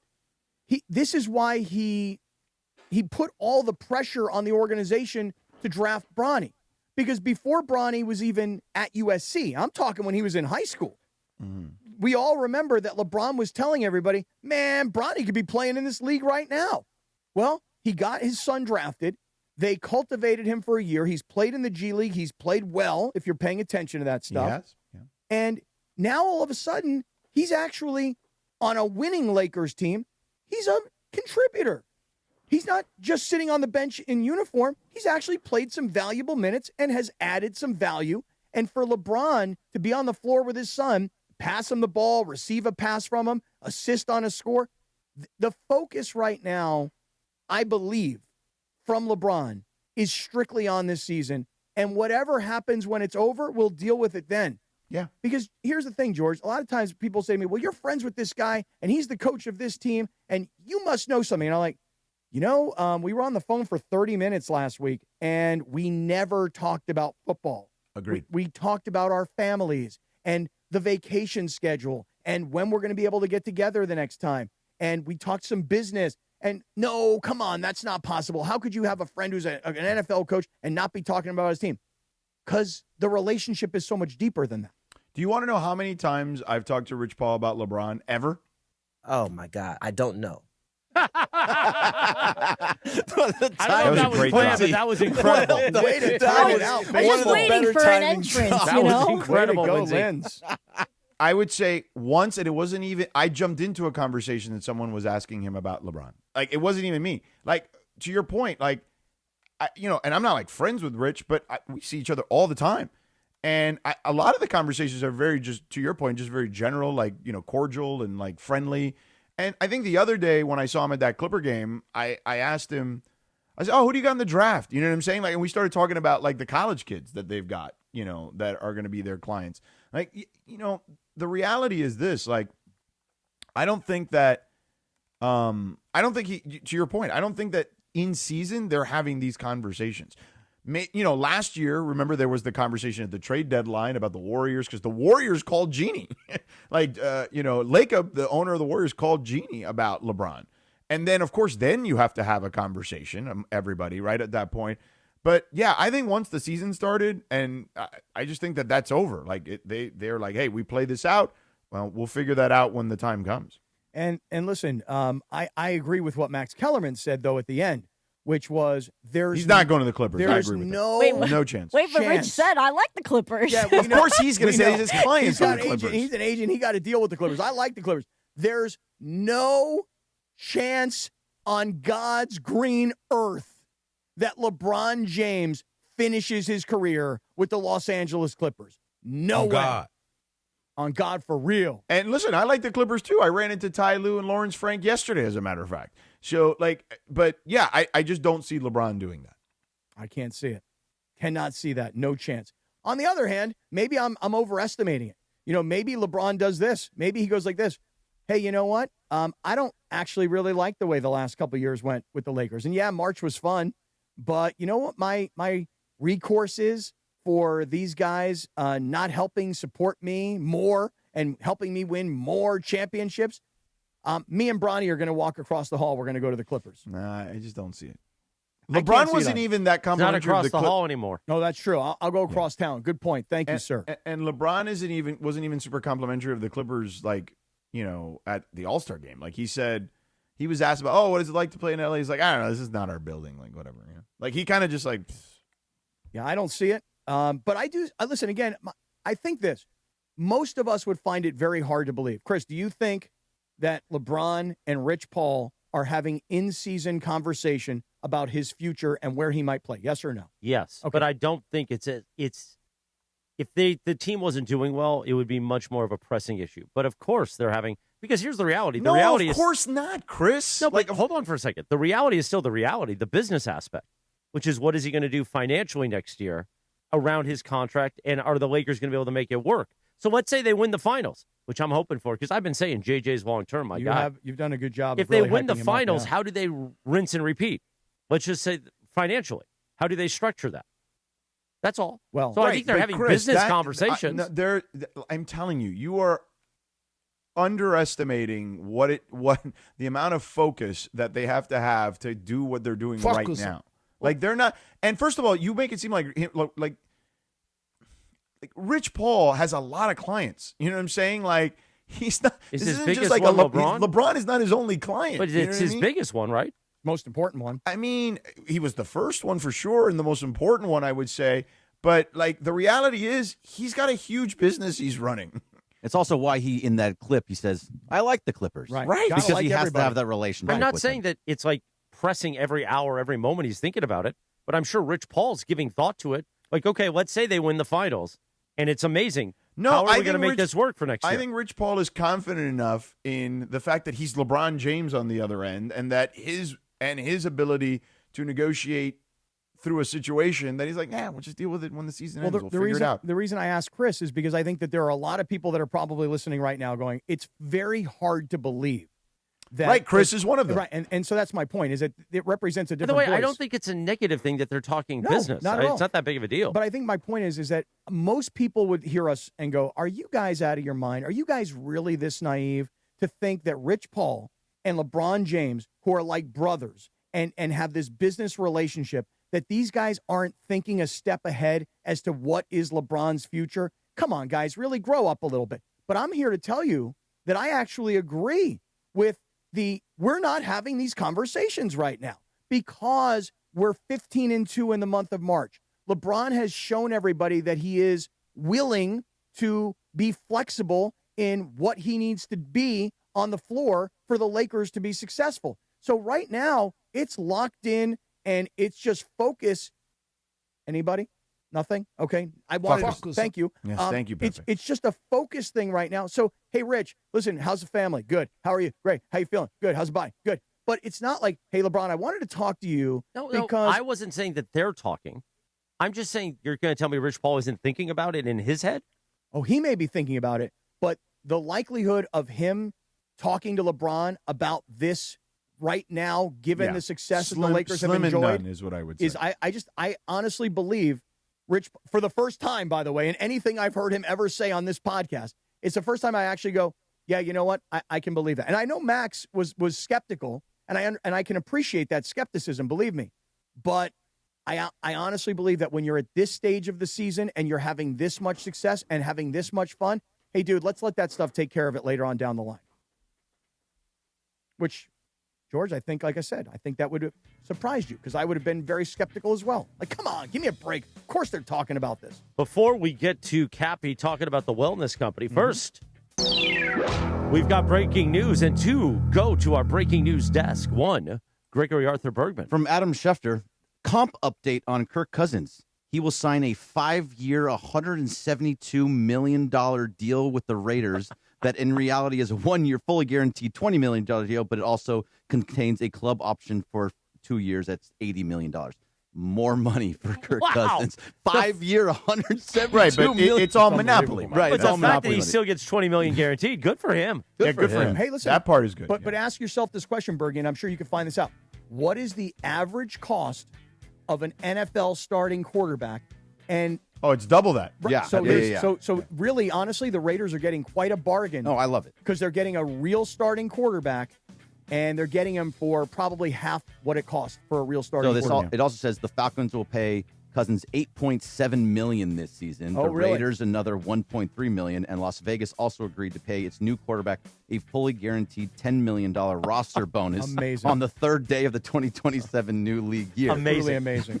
Good. And maybe, lot of most notably, it also sets another new mark. This will be the 11th straight NFL season in which Cousins' contract will be fully guaranteed. That's Amazing. incredible. Good for him. That's a lot of Roy Rogers and trips to Kohl's That guy. for Kirk Cousins. And that's a lot of great clips, haircuts. Yeah, exactly. Seriously, this guy.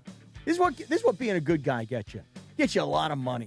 Breaking news on ESPN LA, presented by Valvoline Instant Oil Change. Home of the 15-minute drive-through oil change. Visit SoCalOilChange.com for locations and coupons. Meanwhile, Dr. Robert Clapper will join us in just a few moments for his weekly visit. How are you?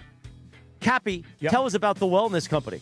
George, I want you to see this, and I know you can, and I want everybody who's watching on our YouTube feed, I want you guys to see this as well. The Wellness Company, I got my medical emergency kit right here, and I'm holding it in my hands, and here's what I want to show you guys. That when you get the medical emergency kit, and I've talked about this a lot, it's like having an urgent care pharmacy right in your home, and it's got all these prescriptions that in case I get, something I need a Z-Pack, or I have a strep throat, or a sinus or an ear infection, or for some reason I get a UTI. I mean, it can happen. Now I've got all these prescription medications right here in my home. Now you say to yourself, well, that's a lot of bottles of pills, man. How do you know what to use? Well, you see this right here? This is the Medical Emergency Kit Guidebook. So when I go into the guidebook, I say, hey, I've got a really super sore throat, or hey, my ears seem all clogged. And then I go into the guidebook and I figure out, okay, these are my symptoms. And then it tells me, well, this is the medication you should use. Now, let's just say, for example, I have a question. I'm like, I'm just not sure. This is how I feel. This is what you guys say the meds are, but I'm not really sure yet. I need a little bit more help. Well, guess what? There is a telemedicine doctor standing by and available to you. So guys, I'm just here to tell you this. If you get sick and you know what you need, but you don't have the time to call a doctor or go to the urgent care, whatever, you've got everything you need. You've got your own urgent care pharmacy right here in your medical emergency kit. And right now, you'll save $45 when you use our promo code 710. Here's what you do. Go to the website, urgentcarekit.com/710. Use the code 710. You're saving $45. That's urgentcarekit.com/710. Use the promo code 710 to save $45. And don't procrastinate, because you're going to get sick and you're going to wish that you already had your medical emergency kit. I've got mine. You get yours. Get it right now. urgentcarekit.com/710. And Cappy, Dr. Victory from the Wellness Company will join us tomorrow morning at 8:45 to tell us more about that great kit that you talked about. Get it now, Jack. Meanwhile, another doctor, the great Dr. Robert Clapper, will join us in 3 minutes from right now on the Sedano and Kap Morning Show on a Thursday on ESPN LA. The Sedano and Kap Morning Show. The Loan Exchange is proud to introduce the Free Closer, a jumbo 30-year fixed loan up to $3 million.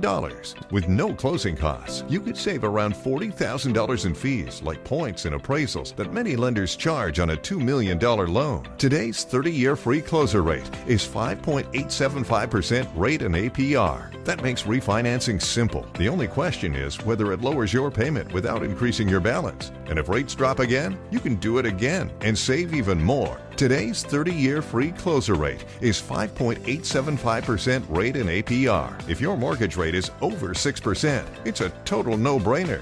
Why pay to close a loan when you can exchange it for free at theloanexchange.com? NMLS 1637539. Loan subject to credit approval. See website for licensing information, loan terms and conditions. Equal housing lender. That's theloanexchange.com. Theloanexchange.com. To exchange higher payments for lower ones. Here's something I learned firsthand. A lot of ERs don't have pediatric specialists. But did you know that Children's Hospital Los Angeles is the go-to for complex cases? When my son Danny had a scary fall and later developed Bell's palsy, other ERs called Children's Hospital Los Angeles for their guidance. Their expertise isn't just in-house. It's a resource for the whole community.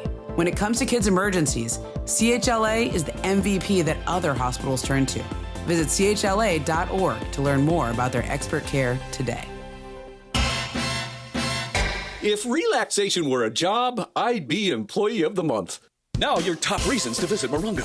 Eddie Griffin brings a laugh riot of raw, unfiltered hilarity exclusively to Morongo, April 17th. Number 2. Easter brunch at the marketplace. We'll have you hopping back for seconds, thirds, and fourths. And the number 1 reason. Our Thursday poolside tribute band concert series continues. Urban Legend, playing the songs of Keith Urban, April 9th. Morongo, good times. Oh, Harry Douglas here. Let me ask you something. What if you can enjoy the taste of a cocktail, the warmth of a spirit, and still stay fully in control? That's RK Zero Proof, a pioneer in the alcohol-free spirits category. RK delivers bold flavor and a real warming sensation with zero alcohol, zero sugar, zero carbs, and 0 calories. Perfect for nights out, social gatherings, or anytime you want the experience of a drink without sacrificing tomorrow. Check it out at rkbeverages.com. That's ARKAY beverages.com. RK, all the flavor, none of the alcohol. Life is full of choices, some big, some small. And when you choose an H&R Block Tax Pro, you're choosing the largest network of tax expertise to be in your corner. For when your big ambitions need help with the small details. For when your 6 figures come from 6 different places. For when your gaming stream becomes your revenue stream. For when your business's year 1 needs 70 years of tax know-how. At H&R Block, we've seen it all, and we're here to help you make the most out of your money for life outside the box. Get started at hrblock.com. Hey, this is Rich Eisen. You're starting your day with the Sedano and Kap Morning Show on ESPN LA. Don't forget my show. The Rich Eisen Show is coming up this morning at 9 on 710 ESPN and the all-new ESPN LA app. Now, back to the Sedano and Kap Morning Show. Tonight, baby, I wanna get freaky with you. I love the taste of whipped cream. I do like the taste of whipped cream. 8:33 on a Thursday morning. My OTD paper. I just had it here. Oh, hold on. It's on the floor. Oh, no. Here it is. On this day. What? So is this song. Yeah, exactly. On this day in 1993, the number one R&B song, Cappy, Silk, Freak Me. Oh, yeah. You ever look it up and down? Oh, you do every weekend. Oh. Exactly right. He doesn't. Yeah, but DeAndre doesn't like to do that as much. No. He gets really mad if you ask him about it. He does. He gets very uptight about the whole thing. Why? You know who we got to ask about Bagel Fest West? The one and only. You hear him on the Weekend Warrior Show, the legend. The head of orthopedic surgery at Cedars-Sinai, the great Dr. Robert Clapper. He joins us each week this Thursday morning a little bit earlier, and I like that. Good morning, Doc. Good morning, Chris. I like it also. Fantastic. Yeah, Doc. We Get all, after that, Doc. We all seem to really like the same stuff, you know? Doc, what's cooking today, baby? How you doing?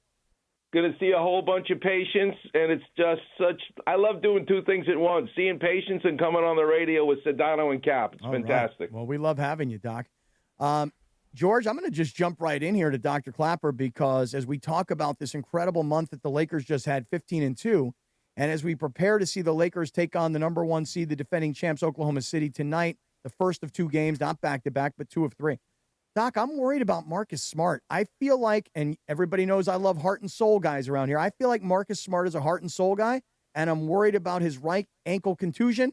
What do we know? Well, if you type in Marcus ankle, right ankle, forget about the left ankle, right ankle, he's had 8 previous episodes of trouble in this ankle. And a contusion is more than a sprain because it means that the bone has a bruise in it. So the best thing about Marcus Smart right now is that his locker apparently is right next to DeAndre Ayton. And he serves as this wonderful, calm down kind of presence in DeAndre Ayton's life.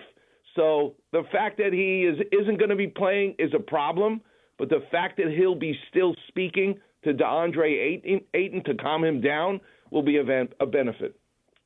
So what's the prognosis to get this guy back on the floor? I mean, how long does a contusion last compared to a sprain? I think, my opinion, they should hold him out till the playoffs start and let him be 100%. To bring him back sooner doesn't make any sense to me. This needs to heal because what we don't want is a ninth visit with his right ankle, and you got history here. And history tells you everything because the studies that we've done, X-ray, MRI, CAT scan, can never really speak to a ligament, for example, that is torn, and it heals, but it heals slightly longer than it was before. Guess what? An MRI or any of these studies won't show us that it's wobbly. There's no term for that in medicine, that it's a sloppy ankle. It's not fully the right length in terms of how it heals. We can never really diagnose this, so you've got to go on how the player feels, and I would take this very seriously and hold him out. George, what do you think? Marcus Smart's been out for what? Probably a good week or so at least? A little more than that, Yeah. I would say now. Okay, so then let's just call it 10 days without knowing the exact number of days, but let's just go with 10 for right now. So, Doc, you're suggesting that if he doesn't play the rest of the regular season, the last game is on Sunday, April 12th, and assume that the Lakers don't start into the playoffs until, I'm just making up a date here, the 16th or 18th of April, you could be talking about like 25 days off. Is that good? Is that enough? I mean, because I don't like the idea. He heard it March 21st against Orlando. Okay. The other player fell on him. Mm-hmm. So it's not healed, and he feels it. So you should not push him. Let him stay out tonight. These games will be less and less meaningful as long as they got the 3 spot locked up.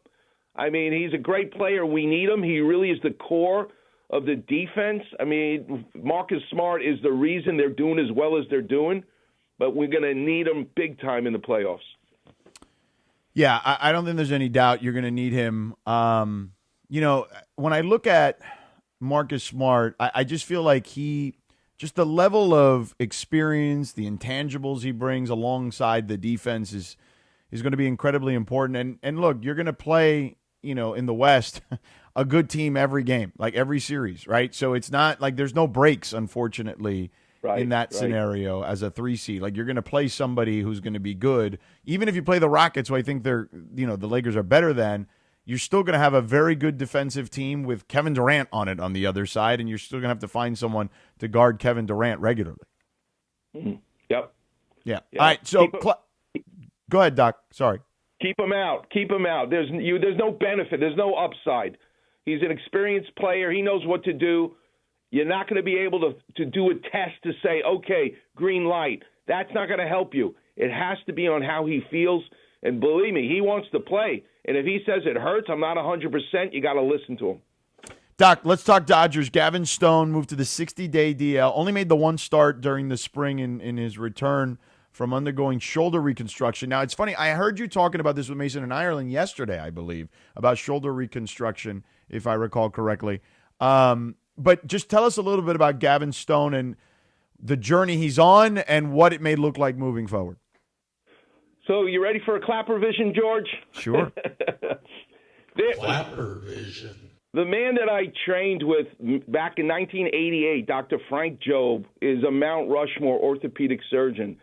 And what the so many contributions he's made to elbow surgery, the Tommy John surgery, but people really don't know enough about what he's contributed to shoulder surgery, particularly in baseball pitchers. And let's just break down what it's like to throw a baseball on the mound. Dr. Jobe broke it down into 6 phases of throwing. Number 1, wind up. That's when that pitcher lifts their leg up to get ready. Mm-hmm. Next, early cocking phase. And I can tell Chris Morales to take it easy. No, he's giggling. No, he is giggling outwardly. And by the way, we all are because we're a bunch of little children around here.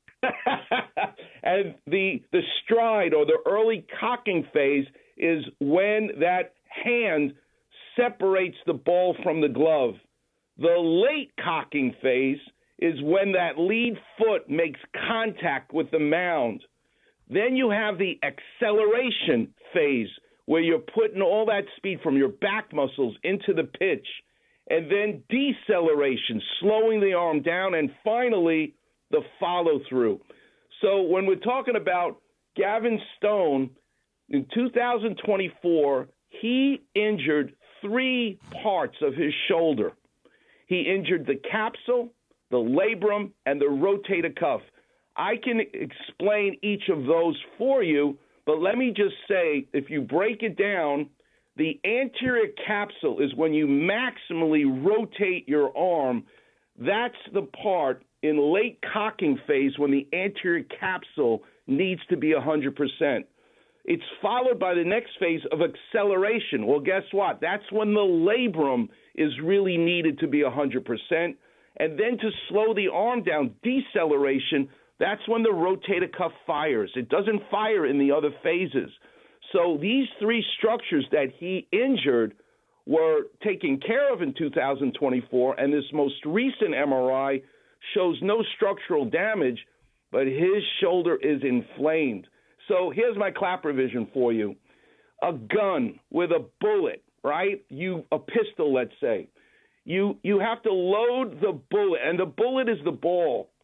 We're not going to even be talking about the bullet per se, but what I want to talk about is you got to put the bullet in the chamber.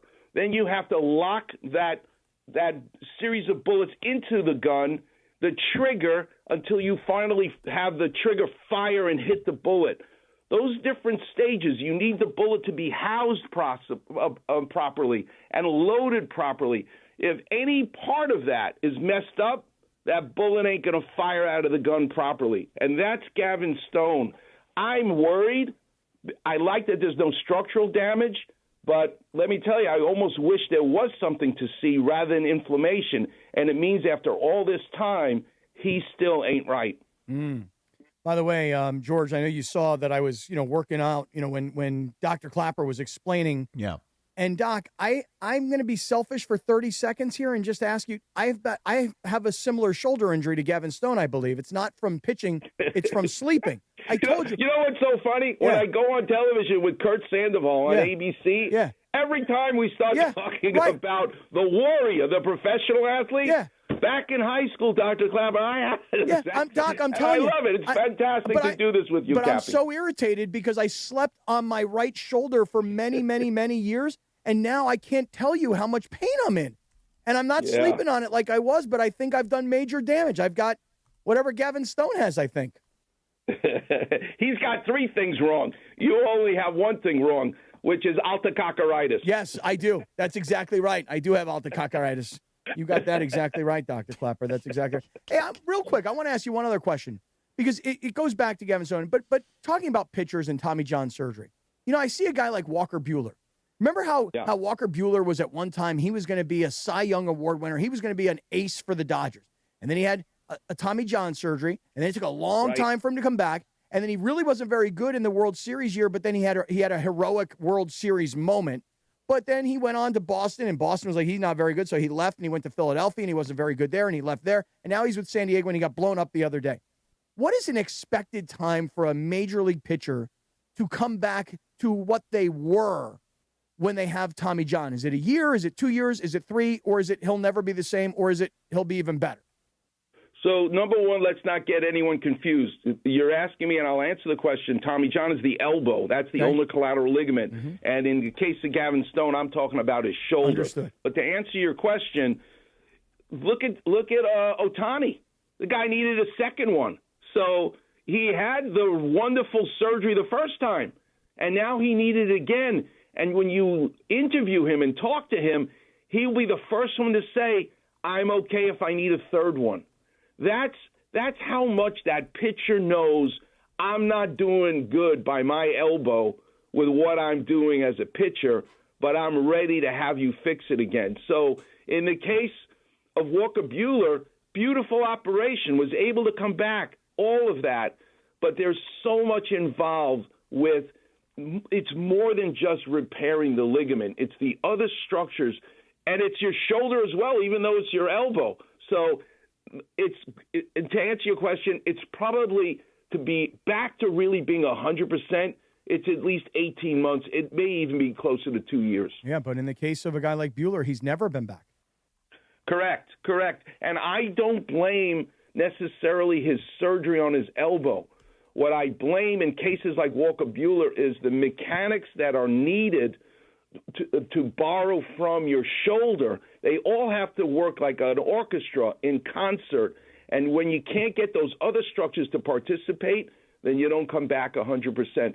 Here's the interesting thing. When we arthroscope pitchers throwing 100 miles an hour, we better not fix everything that we see that's torn. Because if we do, they may not throw 100 miles an hour again because it's such an abnormal thing to ask your body to do.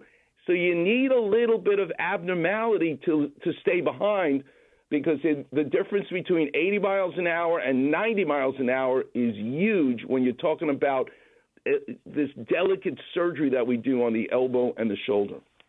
Well, there you go, Dr. Clapper, George. That's an intense medical discussion. Yeah, amongst that's real a great professionals. Clapper vision. Thank It you, really Doc. was. Did the bullet in the gun help? It did. Yeah.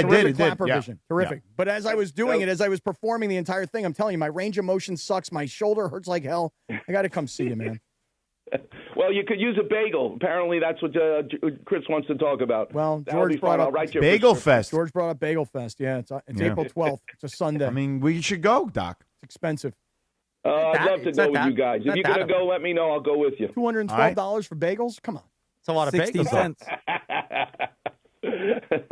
Happy Passover, Doctor.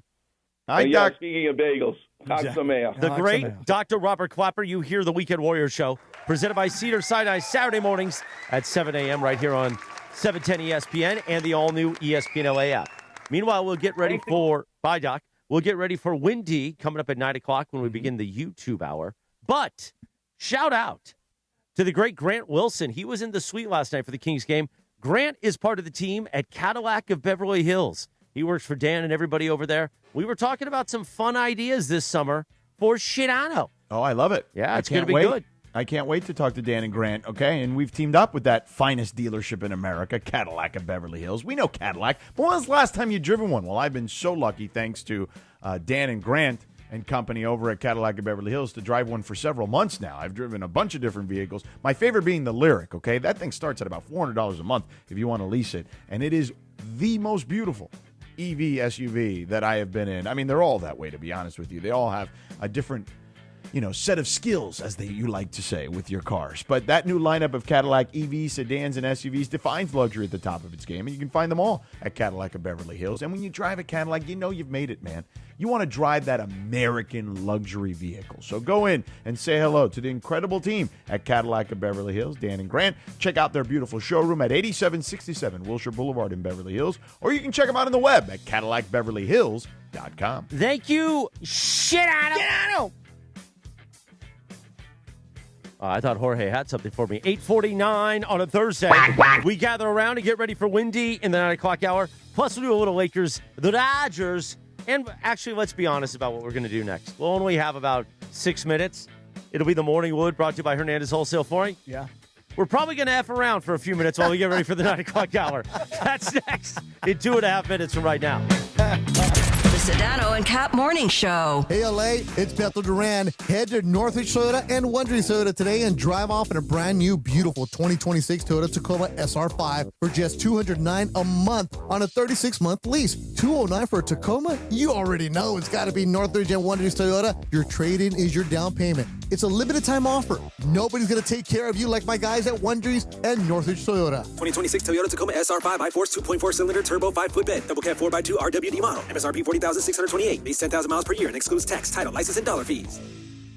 We all hear the radio ads about the IRS. They tell you to be afraid, to be scared, and they try to frighten you into calling. I'm not here to do that. Tax Relief Advocates is different. TRA is here to tell you that if you owe money to the IRS, whether it's $5,000, $50,000, or $500,000, we have a solution. It doesn't matter if you're sitting in your car, at work, or with your kids. No matter where you are, call now. 800-575-1482. Don't lose hope. TRA can eliminate or reduce what you owe to the IRS. Generous programs are now available that can give you a fresh start. Our passion is taxes and helping individuals fix their IRS problems. We have over 1,000 5-star reviews on Google and an A+ with the Better Business Bureau. You don't need to be afraid of the IRS any longer. End your tax nightmare today by visiting us online at TRA.com or call 800-575-1482. That's 800-575-1482. Tax Relief Advocates. Real solutions for real people. Oh, my God. I don't know.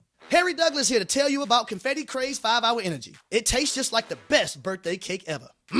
Vanilla, buttery, frosting vibes. It's basically a party in a bottle. Confetti Craze makes it easy to turn any day into a party with its delicious birthday cake flavor and big birthday energy. And here's the best part. All cake, no sugar. I bring these tiny bottles everywhere to cakeify my day with tasty caffeine boosts. The Funfetti flavor is back on 5hourenergy.com or on Amazon. Crack open a Confetti Craze 5-Hour Energy shot today.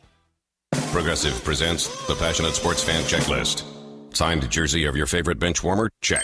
14 bobbleheads that look nothing like the players they're emulating? Check. Twin TVs so you can watch the game on 2 different networks simultaneously? Check. Life-size wall sticker of your favorite player that routinely freaks you out at night? Check. A second life-size wall sticker so after the first one freaks you out, you see the second and you're like, oh right, the wall stickers. Check and mate. Bundle your renters and auto insurance with Progressive and save on protection for the things on your checklist. Get a quote at Progressive.com. Progressive Casualty Insurance Company affiliates and third-party insurers not available in all states or situations covered subject to policy terms. You're hanging out with the Sedano and Kap Morning Show. By the way, speaking of tap it, go tap the like button, you mongrels. Yeah, tap that like button, mongrels. Let's go. More Sedano and Kap right now. 8:52. Good morning. The Sedano and Kap Morning Show on a Thursday. Well, we know Cappy loves the TV show Narcos. Mm-hmm. You once got into a fight with LZ about it. LZ was baiting me. We all understand that. Happy birthday. He turns 50. Here's the thing, though, real quick about that. Maybe he was, maybe he wasn't. I don't know. But you sometimes have a way of like describing things that sometimes we need to reel back a little bit. Yeah, like when I described the song, I was like, yeah, this is the song from Narcos.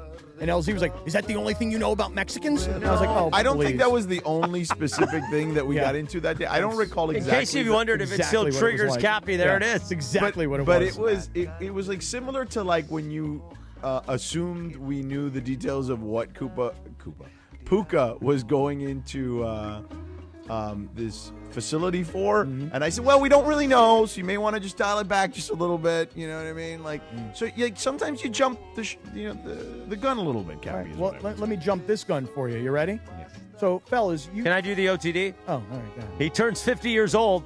Of course, became famous from the television show on Netflix, Narcos. Pedro Pascal turns 50 years old today. Oh, yeah. Happy birthday, Pedro. PP. Hey.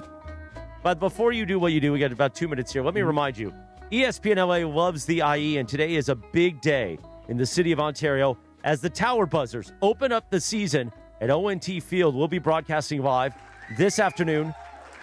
Travis and Sua this afternoon, correct? Oh, yes, Sua. Broadcasting live from the Tower Buzzers game. The brand new Tower Buzzers, part of the Dodgers farm system. It's really exciting for the IE, and a lot of our great listeners make the commute every morning from Eastvale, Corona, Lake Elsinore sometimes, or Ontario, Riverside, and they come on out to Los Angeles or Orange County, and they've got ESPN LA on as part of their commute and on the way home. So we love the IE. Congratulations. We know producer Laura is part of the team there, along with PJ Butta at the Ontario Buzzers. By the way, PJ used to be part of K-Day, your favorite station. Really? Romeo on your radio. Exactly right. So now go ahead with what you were going to Well, you know what I'm going to do? I'm going to tell you guys this. I have a couple of observations from last night's Kings game, and I'm going to save one of them for later in the show for Dealer's Choice, but I'm going to make this comment. To John Hamm, the actor, who I know listens every day. Hey, John, listen to me. I think you're a great actor. I love a lot of the things that you do, okay? I really do. I'm a big fan. But when they show you sitting on the glass last night and people start cheering for you, like, hey, John Hamm is here. And then people start to look at you on the screen and they realize you're wearing a St. Louis Blues hat and people start booing you. Boo! And then John Hamm gets all upset like, wait, you're booing me? Hey, bro, listen, you show up at a Kings game wearing a Blues hat, you deserve to get booed. Now, I give you a lot of credit. You got the guts. You got the support for your team. But, bro, you get booed when you wear the opposing team's stuff at a Kings game. That's the way it goes, John Hamm. Rack 'em. The Rich Eisen Show begins terrestrially at 9 a.m. We get ready for the YouTube hour on YouTube at ESPN Los Angeles. If you're listening on the app, stay right there. Wendy's going to be in for the whole hour. You know we're going to talk Lakers, Thunder, and fun and frivolity sucker. Feel the vibe, the speed, the adrenaline. The Acura Grand Prix of Long Beach roars back April 17th through 19th. It's a pulsating 200-mile-per-hour beach party. 6 races featuring the sleek MTT Indy cars, IMSA sports cars, and more. Saturday night, rock out with Kings of Chaos. Kids 12 and under free with a ticketed adult. Tickets at gplb.com. The Acura Grand Prix, April 17th through 19th. The Long Beach vibe is back. Hey guys, it's Cappy here, and let me tell you something you should do. You should book your annual eye exam at VisionWorks. It's not just about your sharper vision, it's about catching potential health issues early, like glaucoma, diabetes, or hypertension. Look, I did it. You should do it. I know you're busy. They'll work with you on evenings or weekends. I went to the Santa Ana store, had an amazing experience. That peace of mind, it's totally worth it. If you haven't had your eyes checked yet this year, now is the time, and VisionWorks makes it simple. The Loan Exchange is proud to introduce the Free Closer, a jumbo 30-year fixed loan up to $3 million. With no closing costs, you could save around $40,000 in fees like points and appraisals that many lenders charge on a $2 million loan. Today's 30-year Free Closer rate is 5.875% rate and APR. That makes refinancing simple. The only question is whether it lowers your payment without increasing your balance. And if rates drop again, you can do it again and save even more.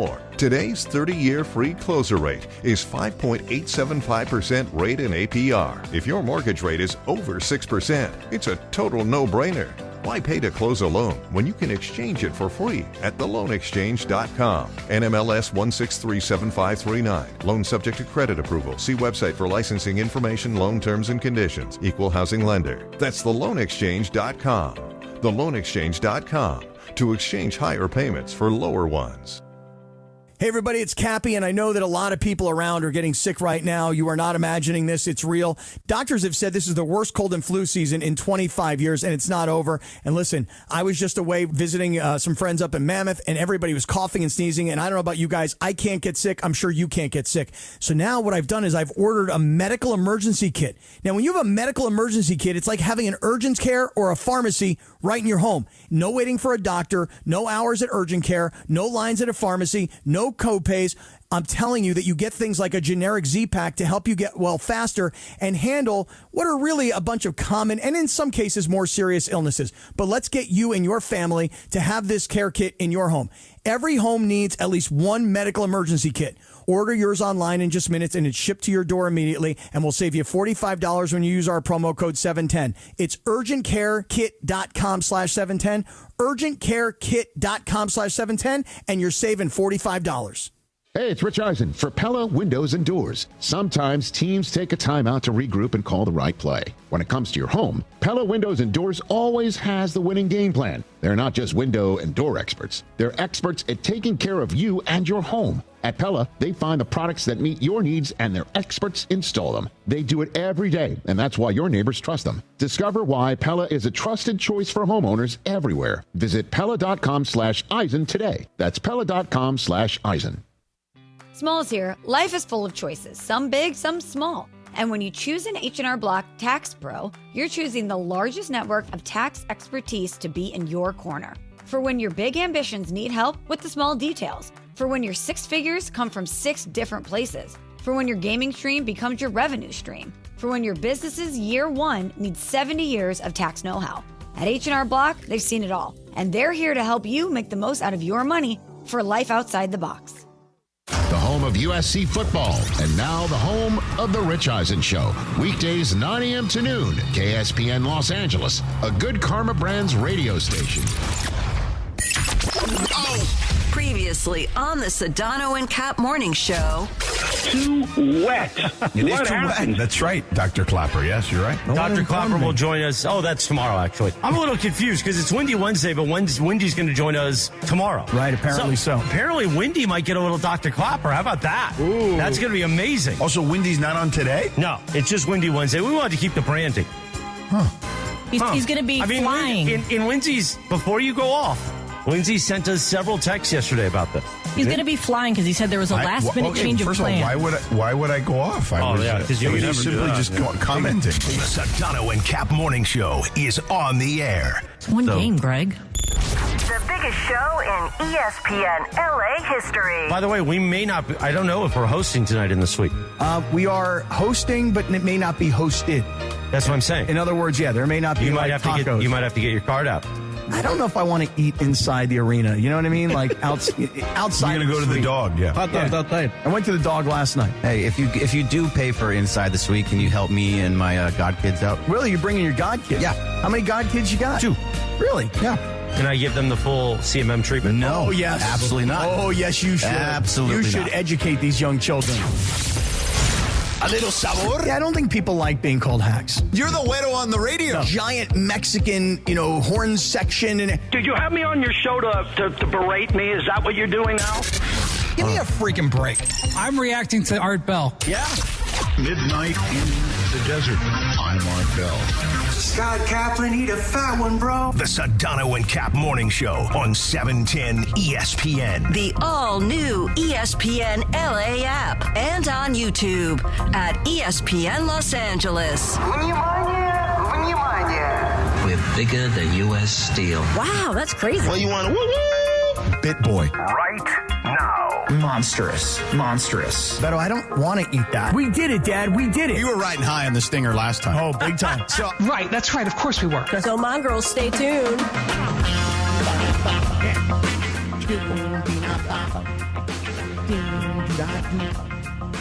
9:02 and 25 seconds. Good morning. The Sedano Kap Morning Show is on for a Thursday, the 2nd of April. Cappy, do it. Yes, indeed. Brian Windhorse. Usually it's Windy Wednesday, as you just heard it there in the open, but today will be a Windy Thursday. He'll be here shortly for our 9 o'clock hour. We look forward to that. Mm-hmm. The Dodgers, they lose to the Gardos. Who saw that coming? Not even Lindsay. Not Lindsay. Minor league ball club. I like to keep my expectations low, you know? Exactly right. Lost the series. That's how Cappy got a full-time gig. We kept the expectations low. Very, very low. And then he came in and blew it away. Very low, you know? One that first day when you started talking about Mace's tattoo on his chest, I went, that was my it. kind of guy. Yeah. The Kings, the Los Angeles Kings last night win for Cappy, who was sneaking into the Delta Club, but the St. Louis Blues couldn't keep up with Cappy's eating, and the Kings win, and they get ready for the Preds tonight at Crypto.com Arena, and we get ready for Lakers Thunder tonight in OKC, as Johnny I ended when he did the final call against the Cavs the other night. That win was just the midterm. Tonight is the final. Mm-hmm. Can the Lakers beat the Thunder? In Oklahoma City. And you can watch the game tonight at Tom's Watch Bar, downtown LA, our Michelob Ultra watch party. Beto Duran will be there pressing the flesh. And you can take a picture with the Larry O'Brien trophy, the championship trophy, and you could see Beto and say, hey, Beto, why don't you down a Michelob Ultra with me? And Beto will say, no, I'm on the air. I can't drink. And then he'll sneak away from the set and down 5 of them with you. That's tonight at Tom's Watch Bar, downtown LA. A lot going on tonight, man. I'm telling you, last night, George, for the Kings game, great buzz out in front of the building as people were, in line, getting ready to go in. They have such great activations, that go on beforehand. People, slap shotting and doing all kinds of stuff. And I mentioned to you, George, that John Hamm, the actor, was sitting there on the glass, and people started to cheer him when they realized he was there, but then they started to boo him when they realized he was wearing a St. Louis Blues hat, and rightly so.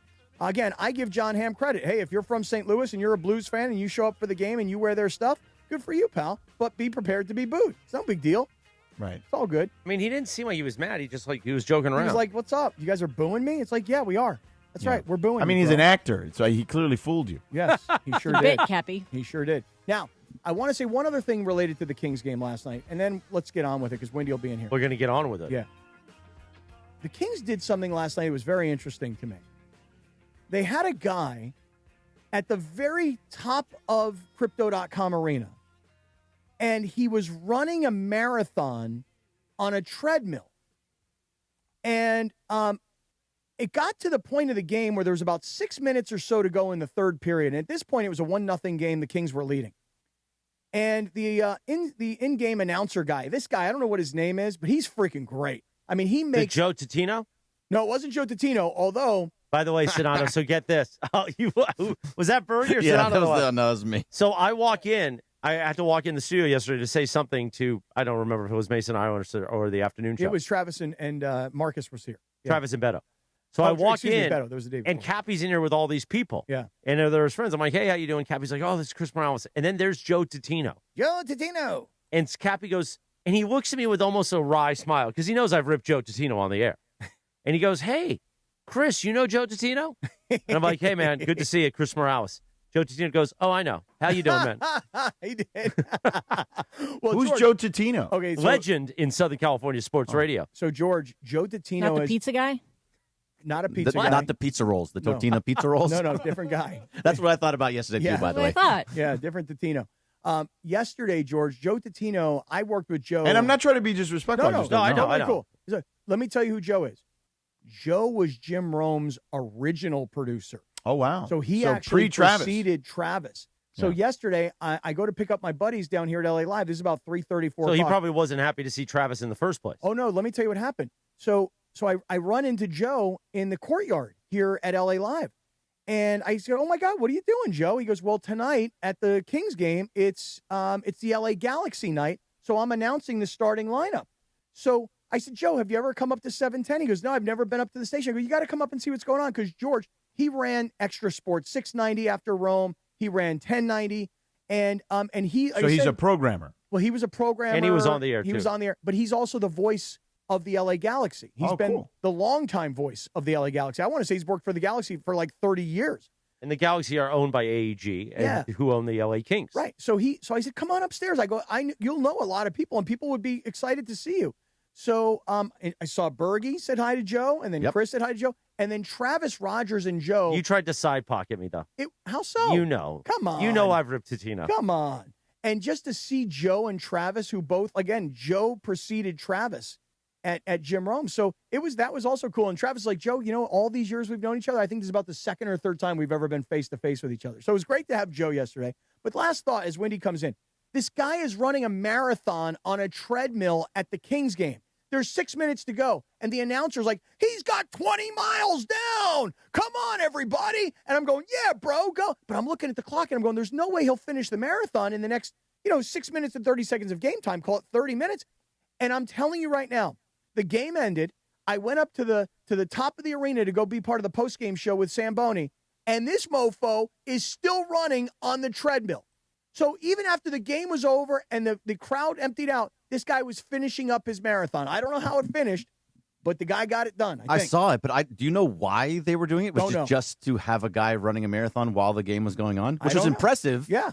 But I didn't understand why there was a guy up there running. They said that he had run 9 miles before the game even started on the treadmill. Wow. So meanwhile, Wendy is here. Wendy Thursdays this week, special edition, because Wendy was traveling. I did not run 9 miles. That's okay. I want to ask you a specific question out of the gate, my Colombo brother, and this isn't about Colombo. You're a man that travels a lot. You have to pack a lot. Cappy and I stay here at the East Central. We pack a lot. Today's a special day. I'm doing a Meet the Partner podcast with Todd Goldstein, the CFO of AEG. I then have to see a new partner in the afternoon. I was going to wear a different outfit. This is the outfit I wore yesterday because I forgot to pack a dress shirt.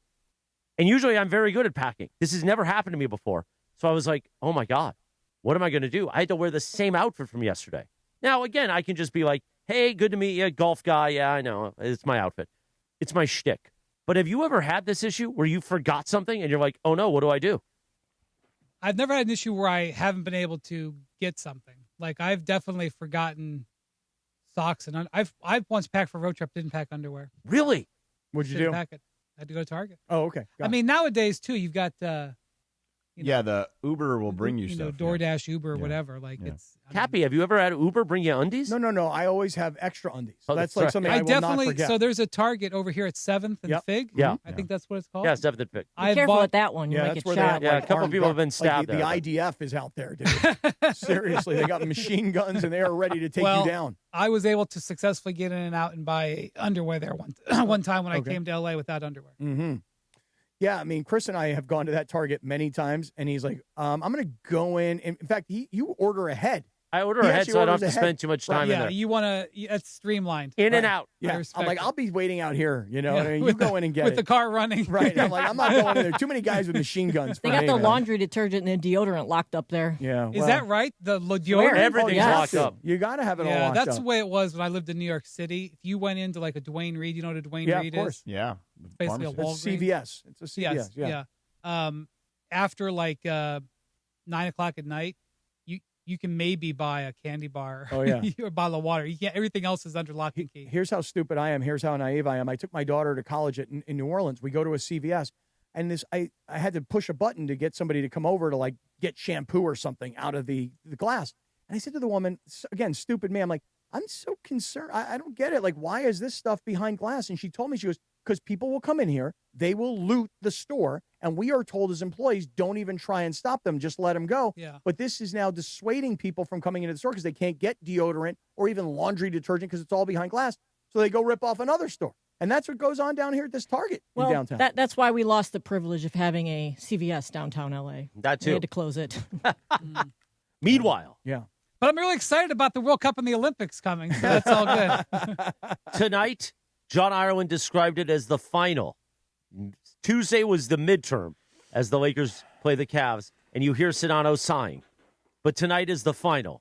Lakers Thunder. Well, Brian, yesterday we had this conversation, and look, obviously OKC is still got to fend off San Antonio, but we had a specific conversation about these two teams and kind of their psyches heading into the postseason, right? OKC and the Lakers. And I feel pretty confident in saying that this game means I don't think it means a ton to begin with, but it certainly means more to the Lakers than it would be to OKC for their quote-unquote psyche heading into the postseason in a potential matchup. You guys know they play again next Tuesday. Right. Yes. They It's play not. back It's to not back, the. right. It can't be the final. They play again. Right. Correct. So it's game one. It's one in Oklahoma City. Yeah. Then I'm trying to remember who the Lakers play after It's a that. two-parter. It's Dallas. It's Dallas, right, at Dallas. And then they come home and they play Oklahoma City Tuesday, right. I am so excited about tonight's game and the game next Tuesday, because I mean I don't want. Here's what I'm going to encourage you to do. Don't get too wrapped up in whether the Lakers win or lose these games. All right. I know that Denver is kind of on their heels a little bit. They're going to hold off Denver. I think Denver has some tough games down the stretch, and they got the tiebreaker. Watch how the Lakers handle the stress of playing Oklahoma City. What I mean by it is they're going to throw the kitchen sink at Luka tonight. You know this. Even if, first off, they want to win, George, you're right. They're trying to hold the first seed. They want to hold Luka under 40. Like I'm just telling you, they do. They want to just have the achievement of doing it. So they're going to throw Jalen Williams and Alex Caruso and Lou Dort. They're going to, Case and Wallace. They're going to throw all of their perimeter defenders at him tonight. I wouldn't be surprised if they had a little game plan for him. They're not going to show everything, but I wouldn't be surprised if they did. So number one, I want to see, not that I doubt that Luka can put up 45 tonight. Of course I do. I want to see him try. I just want to see Oklahoma City do that. Secondly, I'm begging for this game and Tuesday, but really tonight, I'm begging for this game to go to clutch time. I want this so bad. Again, if the Lakers lose tonight by 4 points because they can't keep Shea off the line or whatever, I just want to see how they handle when Shea goes to clutch time, because that is the Oklahoma City way. They go to clutch time, they give the ball to number two, and they say, buddy, you can't stop us. And Shea had one of my favorite quotes of the year a couple weeks ago. He said, I have all the answers to the test. All I got to do is wait for the question. It was like awesome, low-key braggadocio, because he's like, I don't care. Low-key braggadocio. You want to double team me? You want to drop? You want to hedge? You want to do this? You want to bump me? You want to give me space? I could do it all. I want to see the Lakers, who have been the best clutch team in the NBA since October. I want to see them play the best clutch player in the NBA head-to-head under that stress. I want to see what plays they go to. I want to see how they defend it. This is what I'm really excited about tonight. And I just want to see the Lakers go toe-to-toe with them, to believe that if they got into a 7-game series and they got into like 4 clutch games out of 7, that they would have a chance to do it. That is what I'm excited to watch tonight. I do not – if the Lakers shoot 65% from the field and Luka scores 55, it'll be remarkable. I don't want that. I don't want it. I want to see a full head-to-head, man-to-man. Can we deal with this stress situation? And then we can give it an evaluation. And then I want to see them do it again on Tuesday. Interesting, because if they're going to throw everything they can at Luka, and I just was looking, by the way, because I always play Luka on Prize Picks for more than his points, rebounds, and assist numbers. Yeah, it's probably done pretty well for you. It has. It's like a home run. I mean, I will play him every single night. His number is 47.5 points, rebounds, and assists. So if they're going to throw everything at Luka tonight, and let's just say they're successful. Let's say Luka doesn't score 40. Yeah, I mean, if Luka scores 32, they've done a nice. Oklahoma City should be high-fiving each other. Okay, let's say that Luka does score 30. Let's just use that as a number, right? Yeah. If you could say, okay, well then LeBron has to do this, and Austin Reeves has to do this, and role guys, bench guys, they have to do this. What does everybody else have to do for the Lakers to win if Luka is shut down? By the way, how does that number, you said 47? 47.5. How does that relate to where it's been recently? Okay, so good question. So just the other night, because he's third in the league in assists. Right. He's scoring 40 every night. Okay, so listen, against Cleveland, he had 59 points, rebounds, and assists. Yeah. Against Brooklyn, he had 52 points, rebounds, and assists combined. And against Indiana, he had 56 points, rebounds, and assists. Now, if you go back a couple more games, Detroit and Orlando, 45 and 46. So 2 better teams held him to... So they're pricing in Oklahoma City, and they're expected the way they're going to hold him down tonight. So believe it or not, see, I can't root against Luka, right? But the smart play might be less than 47.5 tonight. I don't know. It depends. If you believe that this guy is on a generational hot streak, which he has been, maybe you should say, hell, honestly, like, I know that there's this, I feel a little right now the Lakers fans are on cloud 9, but I feel the little edge of the Lakers fans being frustrated that Luka is like not at all in the conversation for MVP, and he's not going to be. He's He's not in the conversation. Well, define the conversation. I mean, it's going to be Shea or Wemby. Yeah, but is he not Is he not right there? Third, a distant third. Yeah. Yeah, I mean, I did see what Wemby did last night to Golden State, and it was ridiculous. it's like what's going on right now is like a Lamborghini, a Ferrari, and what's another fast car? A Bugatti. They're all going down the highway at like 150, and no one's gaining on anybody. They're all absolutely incredible. But no one's gaining on anybody, despite these numbers. And that goes for the standings as well. I mean, Oklahoma City's 9-1 in their last 10.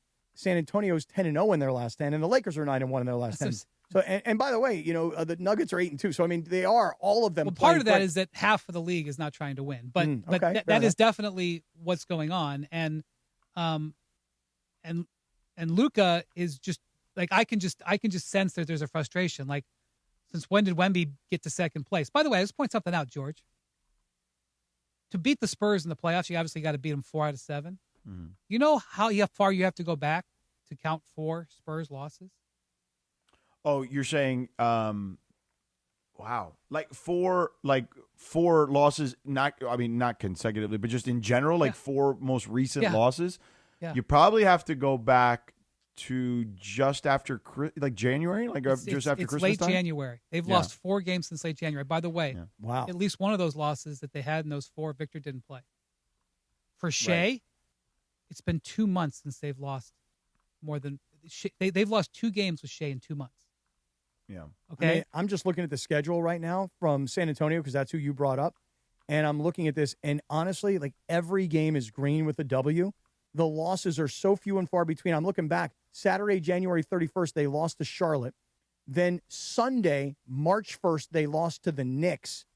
And then they lost to Denver, and it's the only 3 losses I can... Victor didn't play in the Denver game. Yeah. I mean, it's funny you say. I didn't even look at their schedule like that. I think it's like 15 in a row with Victor. Okay, so I'm just saying, like, the mountain here, and just be clear, the Lakers are going to have to probably beat them both. Okay? So I'm just trying to, and I'm not like saying the Lakers can't. I'm just saying there's a big mountain there. And that's where the MVP race is.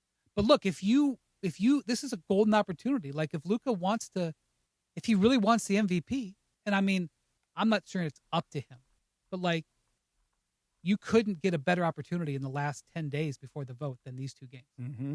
Mm-hmm. And that's why I'm just looking forward to tonight. Yeah. So, and by the way, I don't think the mountain can be climbed MVP wise. Like he's going to finish 3rd at best. Mm-hmm. But that doesn't mean he's not in the Ferrari going 150 or whatever metaphor you want to say.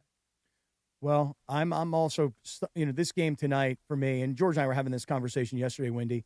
It's like, okay, if you're the Lakers, you're trying to build as much confidence and belief as you can. Like, hey, we go to Oklahoma City. They haven't lost in ages. Right. We can go there, and with all this momentum and everybody playing their roles so well, we can beat these guys.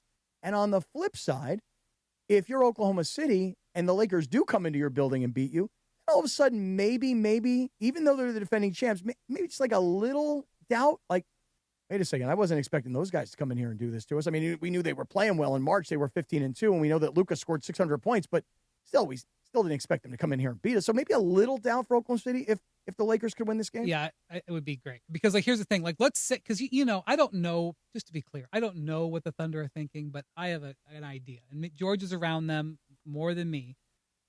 The Thunder are watching Luka put up 40.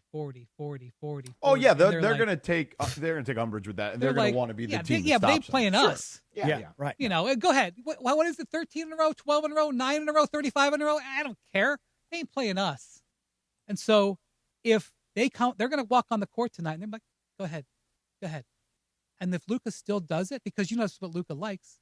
Luka loves turning it on their heel. He loves looking at you and laughing at you as he drops a dagger in your throat. He also really likes to laugh when he rarely but did dunk the other night. 2 hands off 2 feet. He was laughing on his way up to the dunk. And he was hanging on the rim laughing at everybody. And I think, in all honesty, like he looks to me like he's in better shape than he was at the start of the season. Like, I don't think there's any doubt Yeah. that he is playing this well in March right now. Because one thing happens with Luka, and we saw it last year, he tends to wear down as the season goes along. Not only does he tend to wear down as the season goes along, he tends to gain weight. Yeah. Well, he did gain a little weight in the middle of the season. But look at him. But look at him now. They Yeah, said he he's looks better lost again like now. 7 pounds since the beginning of the season. Look at him now. Mm-hmm. I mean, like, he's back to skinny Luka. Yes. Mhm. And I agree with you, George. In the middle of the season, people were saying, well, this, because he lost weight going into years before in Dallas. He never lost the weight like he did this year, but there were years where he came in, like when he would play with the national team in the summer, and he'd be like, oh, yeah, he looks better. And then by February, he's limping around, and he looks like he's gained 12 pounds back. He looks great to me right now. And the fact that he's throwing down a dunk, and I realize he's 6'8", but like I think he looks great physically right now. Not only just in his body, but like he's just moving well relative to where he normally is at this time of the year. Plus, he got a big old smile on his face. Yes. He looks like he's having fun. He looks like he loves being with his teammates. He looks like he's happy with who he's playing for. Yeah, winning helps all that, Of course. obviously. But, like, I think their team is in, you hear some of the stuff that JJ talks about. You hear some of this, I think the Bronny play in the last week, even though that's just sort of a little, I don't expect that to continue into the big games. But that's been uplifting. I mean, for LeBron, clearly, but I think it's uplifting for the whole team. Mm-hmm. I think they like it in those outings that they've been on, like the golf game that they played. Yeah, a couple whether weeks it's ago. golf, it's golf today. It Yeah. could be ping pong, Mhm. whatever. Like, obviously the winning helps, but like I think they're in a great place. Like this game is coming at such a good time for them because they're in a really good spot. They're in a really good health spot. They're rested. This is not some back-to-back situation where they had to play last night in Oklahoma or in New Orleans or something. Mhm. They had to travel. Like, this is coming in a great spot, and the stakes are not really that high. Even if they have a dud tonight, it's not the end of the world. This is really just upside. So I think this is coming at a beautiful moment for them to really test what we got here, whether we have a real conversation. Because I think they're a very nice story. And in all honesty, if they get to the second round of the playoffs and they go out in a hard-fought series with the Spurs, let's say they go out in 6 or 7 Mhm. with there 6-7. There you go. 6-7. Let's say they do that. Like, I think the season's a great success. But we don't know where we're trying to figure out where is that ceiling. Mm-hmm. And right now we're learning. It's almost a bit of a free roll. Ultimately they have to perform in the playoffs, but this game tonight is almost a bit of a free roll with big upside, which is why I'm really interested in it. George and I were just talking to Dr. Clapper about Marcus Smart. The only thing that's like a downer for me is that you're not full strength Right. tonight. Right. And do the Thunder have everybody, George? Yes, I can double check on that, but I'm fairly Yeah. certain. Yeah, and that's true. the only thing about the Lakers, that they don't have Marcus Smart. So, like, you are so much better with him. And they've won games without him here recently. Right. But his ascendance has been alongside the rest of their team. How about DeAndre Ayton's ascendance? Well, Tim, in all honesty, if you're looking at somebody that has pressure and these, the bigger the games the Lakers play in, the pressure comes on him more. Because quite frankly, I'm not trying to be, he's your weakest link. Mm-hmm. Alex Caruso, questionable. Okay. That's it. I'll bet he plays. Yeah. Against the Lakers? Come on. Yeah. Ayton's your weakest link. And that's where teams are going to attack you. Well, I would think so- especially Oklahoma City and San Antonio. My God, did you see what Wemby? Because George said to me yesterday, hey, George, you were like, hey, listen, Cap, you need to watch tonight Golden State versus San Antonio, and you need to see what Wemby's doing. But I was at the Kings game last night, and I was deep Overtime, into big Kings game, hockey. right? It was a great game. And by the way, it really was, like, both teams did not seem to bring a ton of energy early, but then things, started to heat up because at about 3 minutes or so to go, St. Louis tied the game, and then the Kings had a penalty. They had a power play, 2:06 to play in the game. So the last 2 minutes of the game, they had a power play. They couldn't even get a shot off, really. But they did wind up winning on the 3-on-3 overtime. So I got back and I watched the highlights last night of what Wemby did. And George, what Wemby was doing last night, there's just nobody on the floor that can hang with him, because he can be like 8, 9, 10 feet away from the basket and still dunk over people. Well, and he can also be about 6 or 7 feet away from you and block your shot. Yeah, it was incredible last night. Screw He's it. so long. And then after the game, he does this interview with Scott Van Pelt. And, George, you've talked a lot about this, that the Spurs are not a team that's ever been there before. And the old school Spurs, this iteration of the Spurs. Right, they haven't been in the playoffs since 2017. Right. So they have this interview last night with SVP and Wemby, and he's kind of asking him, well, you guys haven't been there. And Here, I'll Wemby, play his answer. Go ahead. Yeah, we don't have experience, right? Screw it. I mean, that's all we got. We're not going to play any different ways just because it is this way. I mean, we're still going to play 100% and go to try to win this championship. Sure. Screw it. Understood. I feel like that's the correct answer. You can't have the experience until you're going to get it, and you will here very shortly. Yeah, right? Screw it. Screw it. It's my new favorite drop on the show. Screw it. Yeah. So first off, the team they played last night, Golden State, they sort of spiked the game. I think they had 9 available players, and 6 of them were undrafted. Don't hold me to that. Maybe it was 5. Mm-hmm. Okay, so I'm going to account for that. So 2 nights ago, or 3 nights ago, when his previous game, I can't remember who they played, but it wasn't an impressive opponent. You talking about San Antonio? Yeah, who they played 2 games Hold ago. on a second. I'll tell you that in All one right. second. Anyway, 2 games ago, George, Victor had a double-double in 8 minutes in the first It's quarter. against Chicago. Okay, Chicago. It's a tanker, right? But still. Okay, so you can say, yeah, well, who's he doing it against? He had a double-double in 8 minutes. Okay, In the first quarter. Right. Right. Yeah. Okay, fine. Whatever. You want to say whatever, Bulls, whatever. Last night, granted, he's playing a team that's spiking. He had 20 and 10 Yeah. in 11 minutes. You see what I just said? Yeah. He had 20 and 10. Okay, maybe I'll round it up to 12. He had, in one quarter, he had 20 and 10. Crazy. And, I was looking. So this is the Final Four this weekend. You don't win with freshmen, typically. I know Arizona might be able to do it, but I was looking. There's most outstanding player of the NCAA tournament. I was looking at the list. Mm-hmm. There's been 3 freshmen to do it in 40 years. Oh, wow. So Purvis Ellis, I can't name a chapter and verse. I'm not a big college basketball guy. Purvis Ellison did it in 1986. There's been 3 since then. I know AD was one of them. Tyus Jones was one of them. I can't remember the third one. Freshmen don't lead their teams to championships. When Duke lost this last weekend. Well, and, Carmelo Anthony, no? Oh, Melo. That was the third one. Yeah. Okay. So you're talking about like Melo and AD. You're talking about Hall of Famers, right? Okay. So I'm pretty sure that there's been 3 in 40 years. All right. So, when Duke lost, the thing that went around social media was this enormous list of star players they've had in the last 10 years, all these first-round draft picks that they've had. And people were like, look, all these first-round draft picks and no championships. Boy, Duke stinks. You want to know why? Because they were all freshmen. Freshmen, yeah. Okay. You don't win high-level basketball. Typically, there's outliers, AD, Anthony, Carmelo. You don't win high-level basketball with young guys.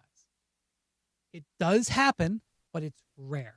So when you look at a team like the Spurs, and, I've talked about this to other people in the league, and they're like, well, you're implying that everybody on that roster is going to their first playoff game. Right. That's not true. No, of course not. They got Harrison Barnes and Luke Cornett and De'Aaron Fox. That's true.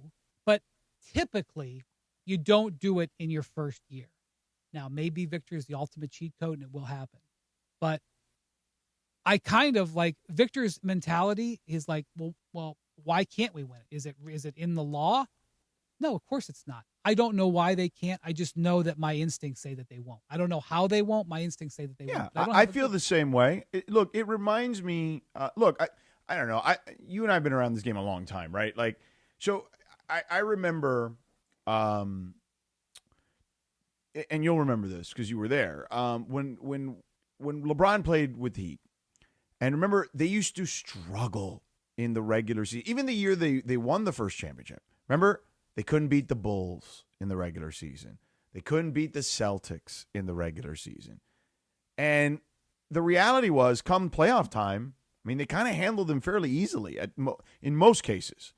And that's why, to me, like, that was always like at least a lesson to me very early on, that regular season and the playoffs, that to me was the first true lesson of these are not the same races. But on the other hand, what Wendy's saying is that typically you don't win with young players, and that's why people say San Antonio is not here yet. Yeah, but look at OKC. They lost before they got there. They lost in the play-in. Then they lost in the second round of the playoffs to Dallas, to Luka. Yep. And then they end up winning the championship. By the way, by the skin of their teeth in a couple of instances. Okay? So, like, that is part of it. So, but my thing is like, yes, San Antonio has beaten OKC in the regular season. Yes, I think that series will be incredible. Those individual games will be incredible. I still think OKC would win if they're both healthy. Yeah, but I guess what I'm saying is that, like Victor said, it's not written in the law that you're not allowed to win at your first 100%. opportunity. There's always an outlier. And right. And so this kid, as young as he is and as fresh-faced as he may be to the postseason, right. And while you guys have, educated me the difference between the regular season and the postseason, you know what? He may either get that education and go, okay, now I understand the difference in the intensity or the scouting or whatever, or he might just be that much better. So it's like a what if. Like if I say to you, what if the Sixers are 100% healthy for 2 straight months? And I'm like, well, that's ridiculous. They're not going to be. They haven't been healthy for 2 straight games, 2 straight weeks. How are you going to talk about this? I mean, like, it could happen, but it's not a reasonable thing. George, what if? Because Victor only plays 29 minutes a game, 30 minutes. Like they hold his minutes down to protect him. Right. They're gonna bump his minutes. Yes. And I know this because in the regular season when they have big games, they bump his minutes to 36, 38. Yeah. What if he just starts going through 3, 4, 5 games in a row where he's averaging 45 and 20? I mean, it's very possible. And it's not a crazy concept. I just told you he had 20 and 10 in 12 minutes. It's very possible. Yes. What if Victor might, I think it's going to be Shea, but Victor is on the verge of winning the MVP, playing 29 minutes a game. Right. What if he plays 37 minutes a game and nobody can handle that stretch? Also, what if he plays 37 minutes a game for 3 playoff rounds and his body falls apart because he's never played like that? That's, you could say that's possible. But what if we're not even seeing what Victor's short-term ceiling is? So, like, this is the adventure we're about to go on in this playoffs. And I'm excited about what the Lakers' role is in this, too. I'm fascinated to see and I'm fascinated with Denver. Jamal Murray hit 10 threes last night. 3 games ago, he scored 53. This is not some unproven player. No.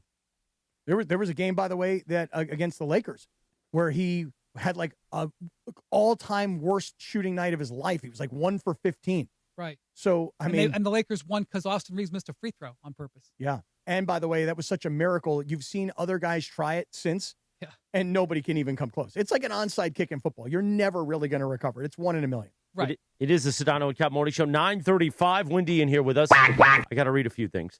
The official personal injury attorney of the Sedano and Kap Morning Show is our very own friend, Jacob Emrani. Call Jacob.com. If you're injured in an accident, call Jacob, 800-345-6789. That's 800-345-6789. Or call Jacob.com. We're back at Legends Attic in Claremont tomorrow from 3 to 6 p.m. with DeMarco and Travis. Meet MLB legends Darryl Strawberry and Eric Davis. Enjoy giveaways, special guests, and incredible art by Dave Hobrecht. Grab your tickets right now. Get them right now at legendsattic.com. And join us at the ultimate sports fans destination. That's tomorrow afternoon at Legends Attic in Claremont. Finally, what's on tap today on ESPN LA? The Lakers face the Thunder. We've been talking about it.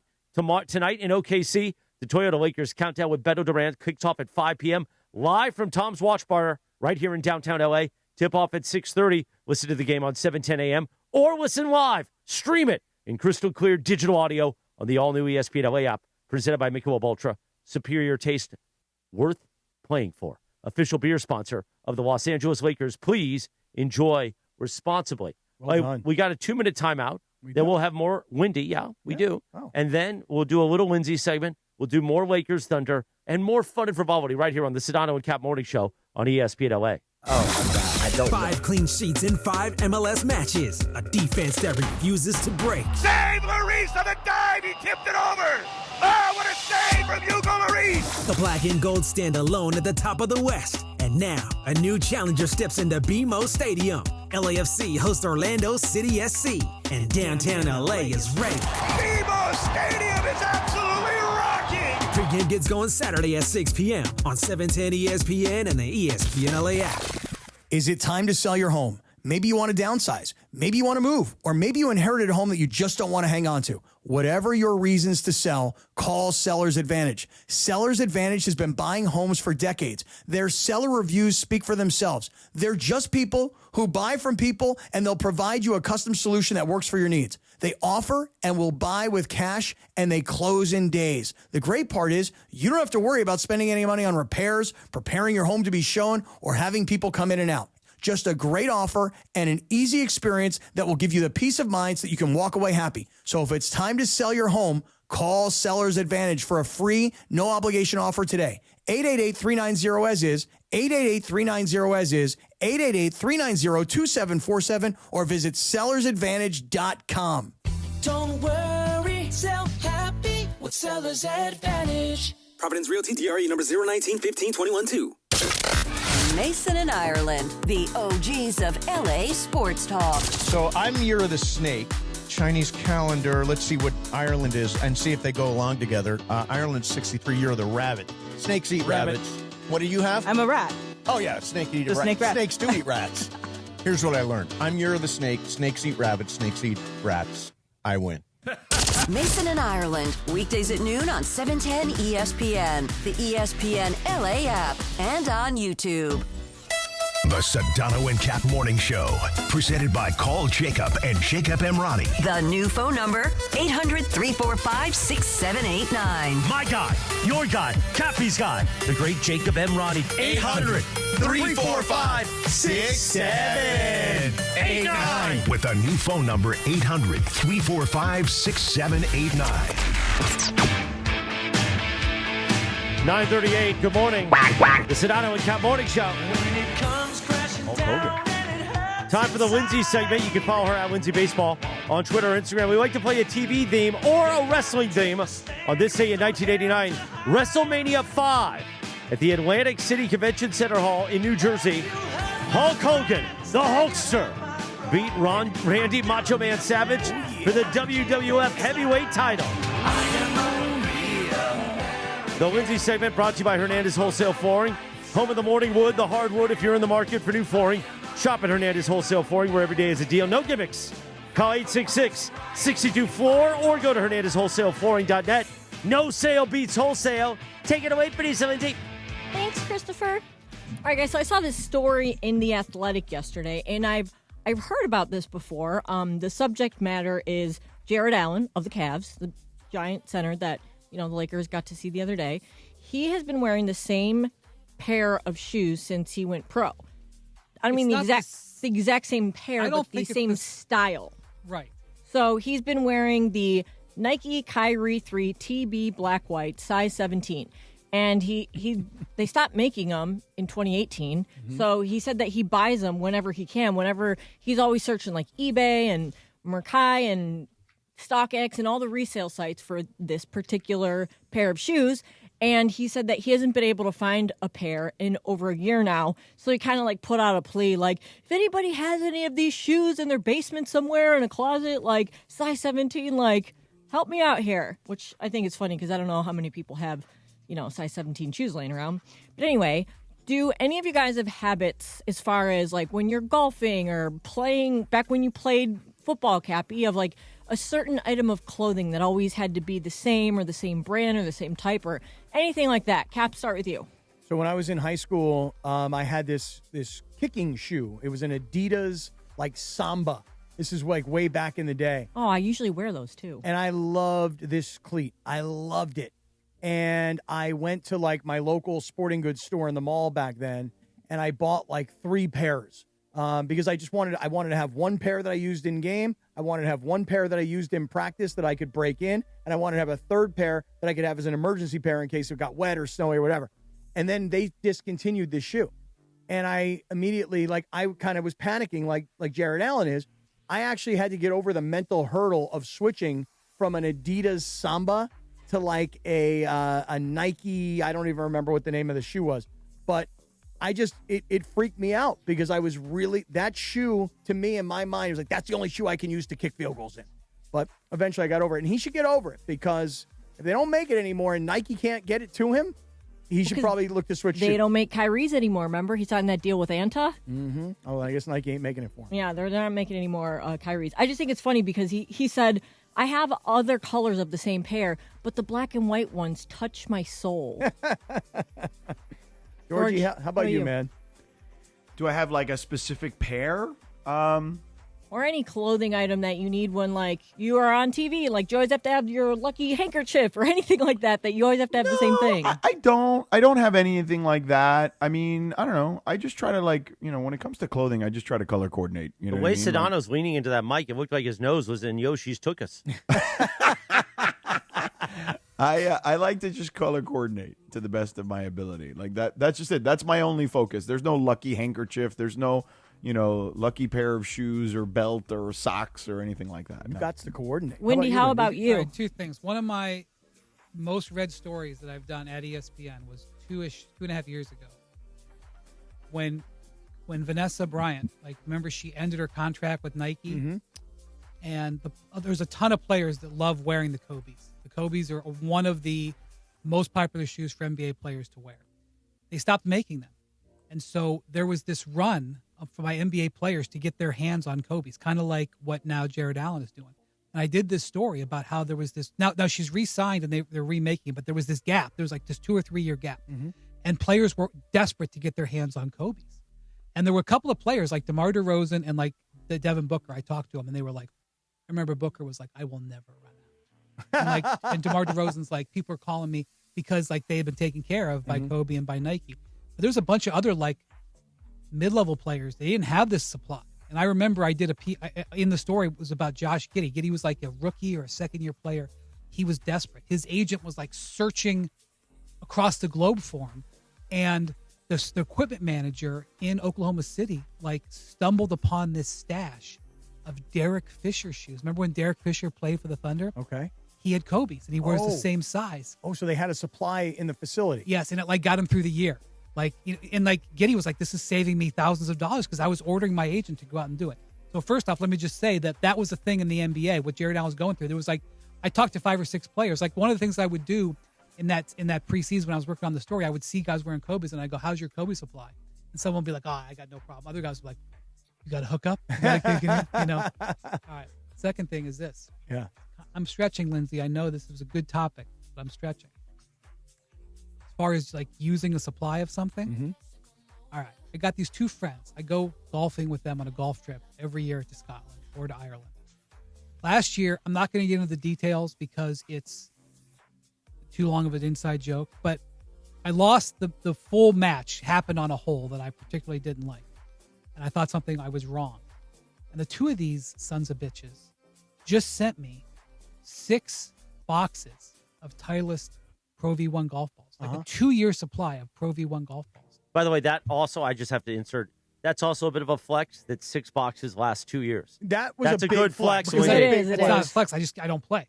So you don't lose balls. That's what you meant. That's what I thought. Really good. But they put on each ball like the inside joke about me choking on this one hole. That's good. It's on every single ball. So do you want to use the balls? What or do am you I not going want to? I mean, this is 6 boxes. That's $300 right there. You have to use them, right? What am I going to not use them? That is a case of balls. But literally every time I'm going to pull out a ball, I'm going to see this You logo. choked, right. My one guy's a friend's a designer. He even designed this thing for maximum embarrassment. And he also could have very easily given you some other ball that you're like, I'll just scatter these around everywhere. But the Pro V1, you want to play that ball. He could have made a joke and just sent me a sleeve or a ball or one box. Yeah. No, he sent me so many that it would almost be like a crime to not use them. Correct. I think I should give them to charity. If charity is me and Morales, we'll take some. I want. Yeah. No, Yeah, you don't care about this. No, you know. I'm not going to. Cappy does. I'm never, and I know this, and I know you're just working Windy the long, slow play. Yeah. Until you try to hit him up for something. Yeah. I will never hit Windy up for anything. Well, you know what? Or is the play to just say, oh, I don't care. Go ahead. Send me more free balls. Put whatever you want on. I'll tell you what. Here's the thing. I don't play Pro V1s because I only play Callaway balls. He's a Callaway guy. I'm a Callaway guy. Because they give him free balls. I'm a sponsored Callaway professional golfer. Okay, even though I'm not on the PGA Tour, I am a sponsored Callaway golfer. So I would say this to you: I'll get you unmarked chrome soft golf balls very comparable product. Callaway golf balls I are agree. outstanding. I agree, absolutely. It's an I'll get outstanding product, but don't compare it to Pro V1s. I will get you the Chrome Soft, and I'll take some of the windy choke balls. Oh. There's going to be a negotiation after this show. 946. Thank you, Lindsay, for the Lindsay segment. By the way, it's a Cosm Ticket Thursday. Call 877-710-ESPN right now. Caller number 7 wins a pair of tickets to see South Carolina take on UConn in the NCAA Women's Final Four tomorrow night. Experience the excitement live at Cosm, only with ESPN LA. Caller number 7 right now, 877-710-ESPN. It's going to be amazing basketball action, but also, if you haven't experienced Cosm, here's your moment to go for free and experience the wondery that is Cosm, Los Angeles. Mm-hmm. By the way, Wendy, I got to ask you, the hair, is that gel, pomade? What is it? It looks great. I feel like I've got all these stories. You've got another story, and it's Yeah, about let's do it. a big. This is going to sound like this is a setup. Mm-hmm. This is about a freebie. So this product that I use in my hair, Mm-hmm. I got it from Kyle Korver. Because Kyle Korver, like, he would have this amazing coif. He's sort of famous for his hair. Great Mm-hmm. hair. Yeah. And it was always like perfect. And I said, this is probably like 8 or 9 years when he was playing for the Cavs. This was like Mhm. 2017. I go, hey, what do you use? And he goes, here's what I use. It's this particular product. And it's not a pomade. It's a gel, some sort of gel or something. Okay. And so a couple years ago, somebody's saying the same thing as you. He's like, oh my gosh, what do you use on your hair? And I go, oh, I use Aveda, blah, blah, blah. And someone from Aveda reached out and said, we so thank you for the nice thing that you say. Please let us send you a year's supply of the product. Mm-hmm. Wow. And I told them, thank you so much. I use pomade, but I don't use pomade. I use this cream. Mm-hmm. And they sent me like 5 years supply of pomade, and it doesn't work as well. And by the way, you want pomade? Because I got in my cabinet. Is there anything about you choking on the golf course on the can? No, Oh. it's a pure unmarked product. So I've got literally years of supply of pomade that, I mean, I could use it in a pinch, but like So they sent you the wrong stuff. no, So they what's sent in me your- what I asked for. I asked for the wrong thing. But what's in your hair now? The gel. I think that's a cream. I asked for the wrong Wendy, you're thing. That sending would me in be- a lot of directions. Yeah. Do I get the cream or the gel? No, it's a cream. It's white. The pomade is like, So it's the Aveda cream, like Yeah, you hairstyle. take that white cream. Yeah, but that Wendy pomade can be uses. white too. Yeah. Oh boy. Put it all over your hair. Can Here, I'll just show take you. Hold Can on, you I take got a picture pomade of over what here. you it's got? going to sound like I'm just a wash and free stuff. It's okay. not really true. Trust me, everybody on this show is. It's Yeah. fine. Okay. By So- the way, Kyle Korver, great hair. But can we zero in? Can you like send Lindsay a text of what the hair product is so I can Yeah. buy it? Yeah. Okay. Absolutely. You're gonna get the same result? You want it for yourself. So, Yeah, so that's I why use I'm this. asking. In fact, I will. I believe in my phone. I have the photo of Kyle Korver. I took a photo of it. I remember Can you Kyle send it was to us, holding. please? Absolutely. All I'll right. take care of What it. does George You know, have? Hold former on, George. Cav at one point, just so you know. Yeah. Happy. I do know. What do we got here, George? Let's see what you got. Let's take a look. Yeah, so it's this. It's Layrite Layrite, I like that. Layrite Natural Mate Cream, which is a type of pomade. Okay. Yeah, but I need Yeah, hold. and it's I white. need- Like this, look here. I I'll need show you. hold But like Wendy. particularly on Nice product. Aveda, the pomade is very different from this other like. It's like cream. jelly.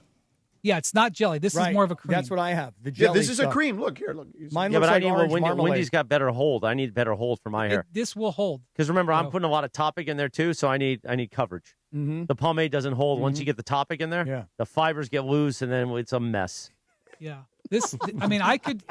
I'm going. I don't know what. I'm a little conflicted tonight. Okay, why? So Victor's in town. Mm-hmm. I really Victor for three. don't want to miss an opportunity to watch Victor. Mm-hmm. Right, but the This Lakers. game Thunder. is so You can't important. go. You can't go to the. Just watch the Lakers Thunder game And the on your thing phone. about it is, Well, wait. Why can't you just go and have the Lakers Thunder game on like an iPad or a First laptop off, or something?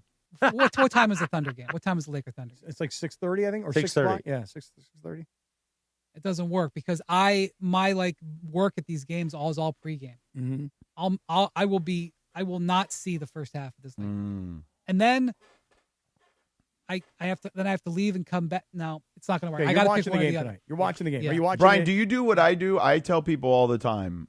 I said, if you go to pay for one basketball game, regardless of what kind of basketball you want to watch, go if Wemby is in your town, that's where you spend the money.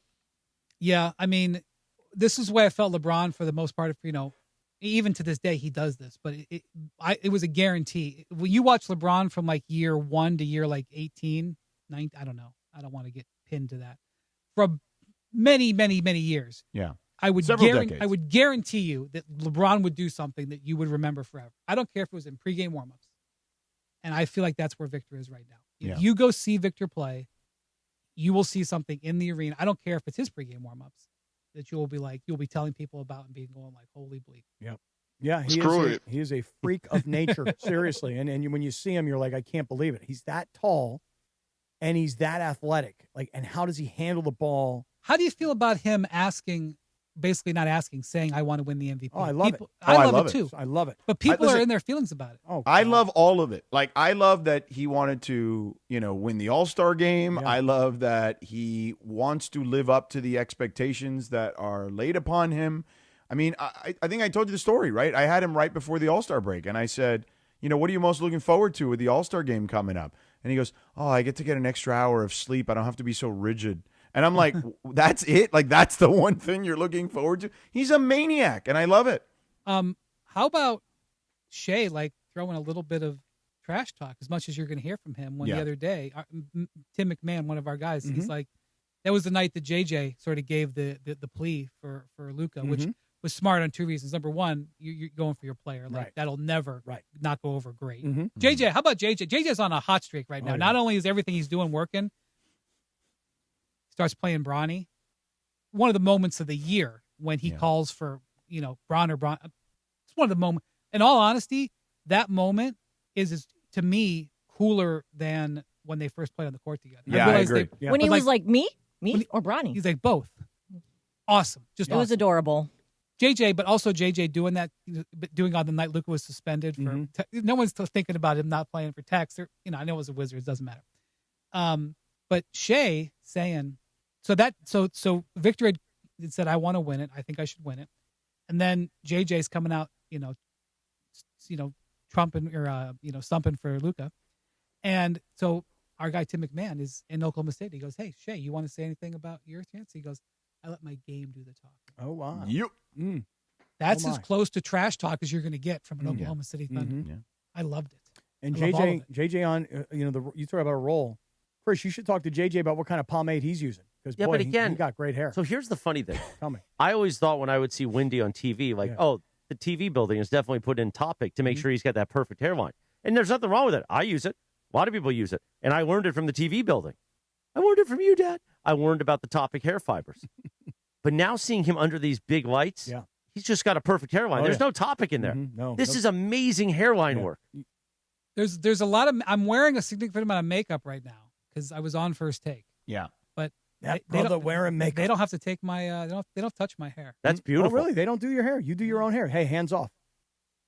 I just And we have great hair people. To Wendy's point, yes. we do. I mean, Cappy Sophie, and I need that topic. People. I'm a mess. I don't even know what you're talking about. It's the hair fibers. They kind of flow in, and it makes you look like you've got a perfect hairline. Makes you look fuller. Some of our colleagues use it. I'm just not going to say who they are. I use it that's why I don't do my hair a lot, because with headphones, there'll be powder everywhere. How about Perk? Perk use it? I'm not saying. I'm not. Come on, Big Perk. There's no way I would ever talk about a colleague. What happens behind Come on, Cap. Don't do that. Come on, Big Perk. By the way, really quick, you guys There's no way that I would ever say anything about Perk like that. No way. No, not saying anything about Perk. You be all right, man. All right. Real quick, you guys were talking about whether. Remember, Chris was deciding if he should get a hairpiece, and then I rug. sent you I want guys a full rug. the video of John Cena, who's been very open about his hair plug surgery, his hair replacement surgery, whatever the term is for it, because he got little pieces from the back of his head put to the front. His hairline is amazing. His hair looks fantastic, like he's 20. I don't. How could you not do that? It'd be worth every penny. He loves John Cena. I can already tell. I mean, he John looks Cena like a different person. Oh, by the way, really, I have to play this for you really quick, Wendy. What was that pitch that you hit? Bro. Home run pitch. What? Andre Knott to Jose Ramirez last night. Oh, man. What was that pitch that you hit? Bro. Home run pitch. Home run pitch. Bro. Hey, bro. That's awesome. He hit it like 200 feet in the air. It was a towering home run. As we wrap up the show, it's time for our Don't Sweat the Small Stuff calendar of the day for Thursday, April 2nd, 2026. Cappy, let go of the idea that gentle, relaxed people can't be super achievers. When you have what you want, inner peace, you are less distracted by your wants, needs, desires, and concerns. It's thus easier to concentrate, focus, achieve your goals, and for you to give back to others, which we know you like to give back. Fuck with them. Oh, that was lovely. That was really wonderful. Thank Meanwhile, it is time for the Dealer's Choice Real Deal, brought to you by Seller's Advantage. Want to sell your house? Before you call an agent, call Seller's Advantage. They'll buy it as is with a competitive cash offer. No repairs needed. They make selling easy. Call 888-390-AS-IS for a no-obligation offer or visit sellersadvantage.com. DRE 01961658. All right, I'm embarrassed to admit this, but I need to. I can't help it. I need everybody to give me a hand. I wish I didn't need to. I wish I didn't have to ask for it, but I need You mean help. like applause or like or help? No, I need your help. I need your help. Oh, my God. I don't know. All right, so look, here's the deal. You know how there's the cap versus the app on Pizza Hut, and I was successfully able to download the Pizza Hut app, and I've been able to use the Pizza Hut app, okay? So I won. I got the dub on that, okay? Last night, I go to this Kings game, right? And you get an email with your tickets from AXS. So I open the email. I successfully am able to put in my password. I even have my password saved, facial ID, the whole thing, right? And I get the tickets. And then I put the tickets in my wallet, okay? And now today, this is, 13, 14 hours after the fact, I can't seem to figure out how to close the freaking AXS app.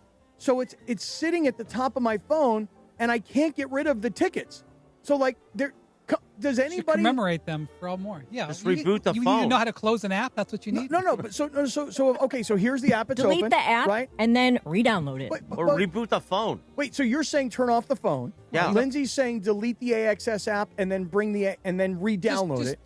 Can't you just swipe up? Yeah, I'm swiping. I'm swiping up. I've closed everything. Did you turn the Wi-Fi off? Because AXS app doesn't work great when we have our Wi-Fi on. It's just what's bothering me. Just reboot the phone. Wait, so you're saying you got to hold the side button and the power button, and it'll be done in 10 seconds. But isn't there another reason? Like, why would the There's freaking something. thing? When's the last time you rebooted your phone? Oh, I don't ever turn my phone. Okay, Turn the Wi-Fi off. That's probably a big Really? problem. That's the deal? Reboot the phone. It's a good idea in general. Oh, okay. Well, that was the first part of it, and the second part of it was this.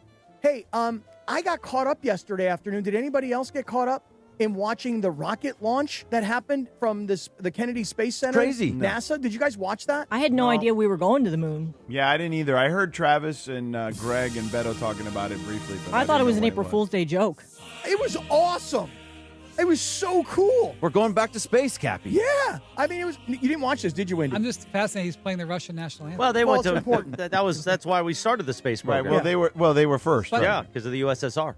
Did everybody And then watch they that? sent a dog to space and it died. There's actually some amazing Lindsay. videos. They did. It You was should look stupid. on social. Let's send Mason of to space. Airplanes that were flying over Florida that were like sort of just out of the way, and you can see it coming up and move past. The No airplane. way. Yeah, Oh my God, I got to see those videos. Yeah. These astronauts sat in this freaking rocket, looking up, because they're sitting in a certain way. Yeah, I mean that's been going on since the 60s. No, I got it. But it was it must have been 12 That's hours. what they say. They were in there 12 hours. And I'm like, what are they doing? Like you get on a plane, 30 minutes, you take off. I mean, Well, you couldn't do that because you'd have to go to the can. Right. And plus, did you see this outfit these guys are wearing? There's no front door on that outfit. So Are you just now figuring out what astronauts are?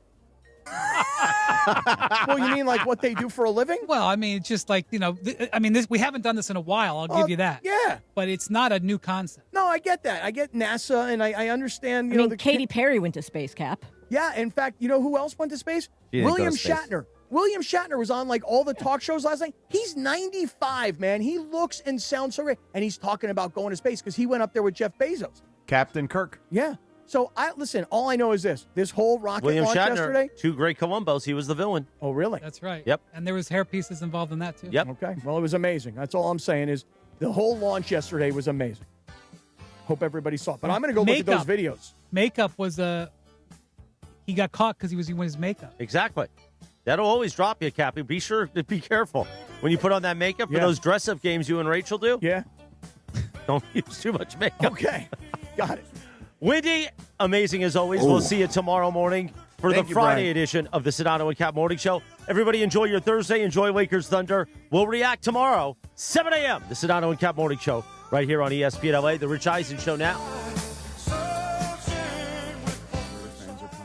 the same way, but lit with excitement or curiosity, not the other way. Oh, it is Vegas.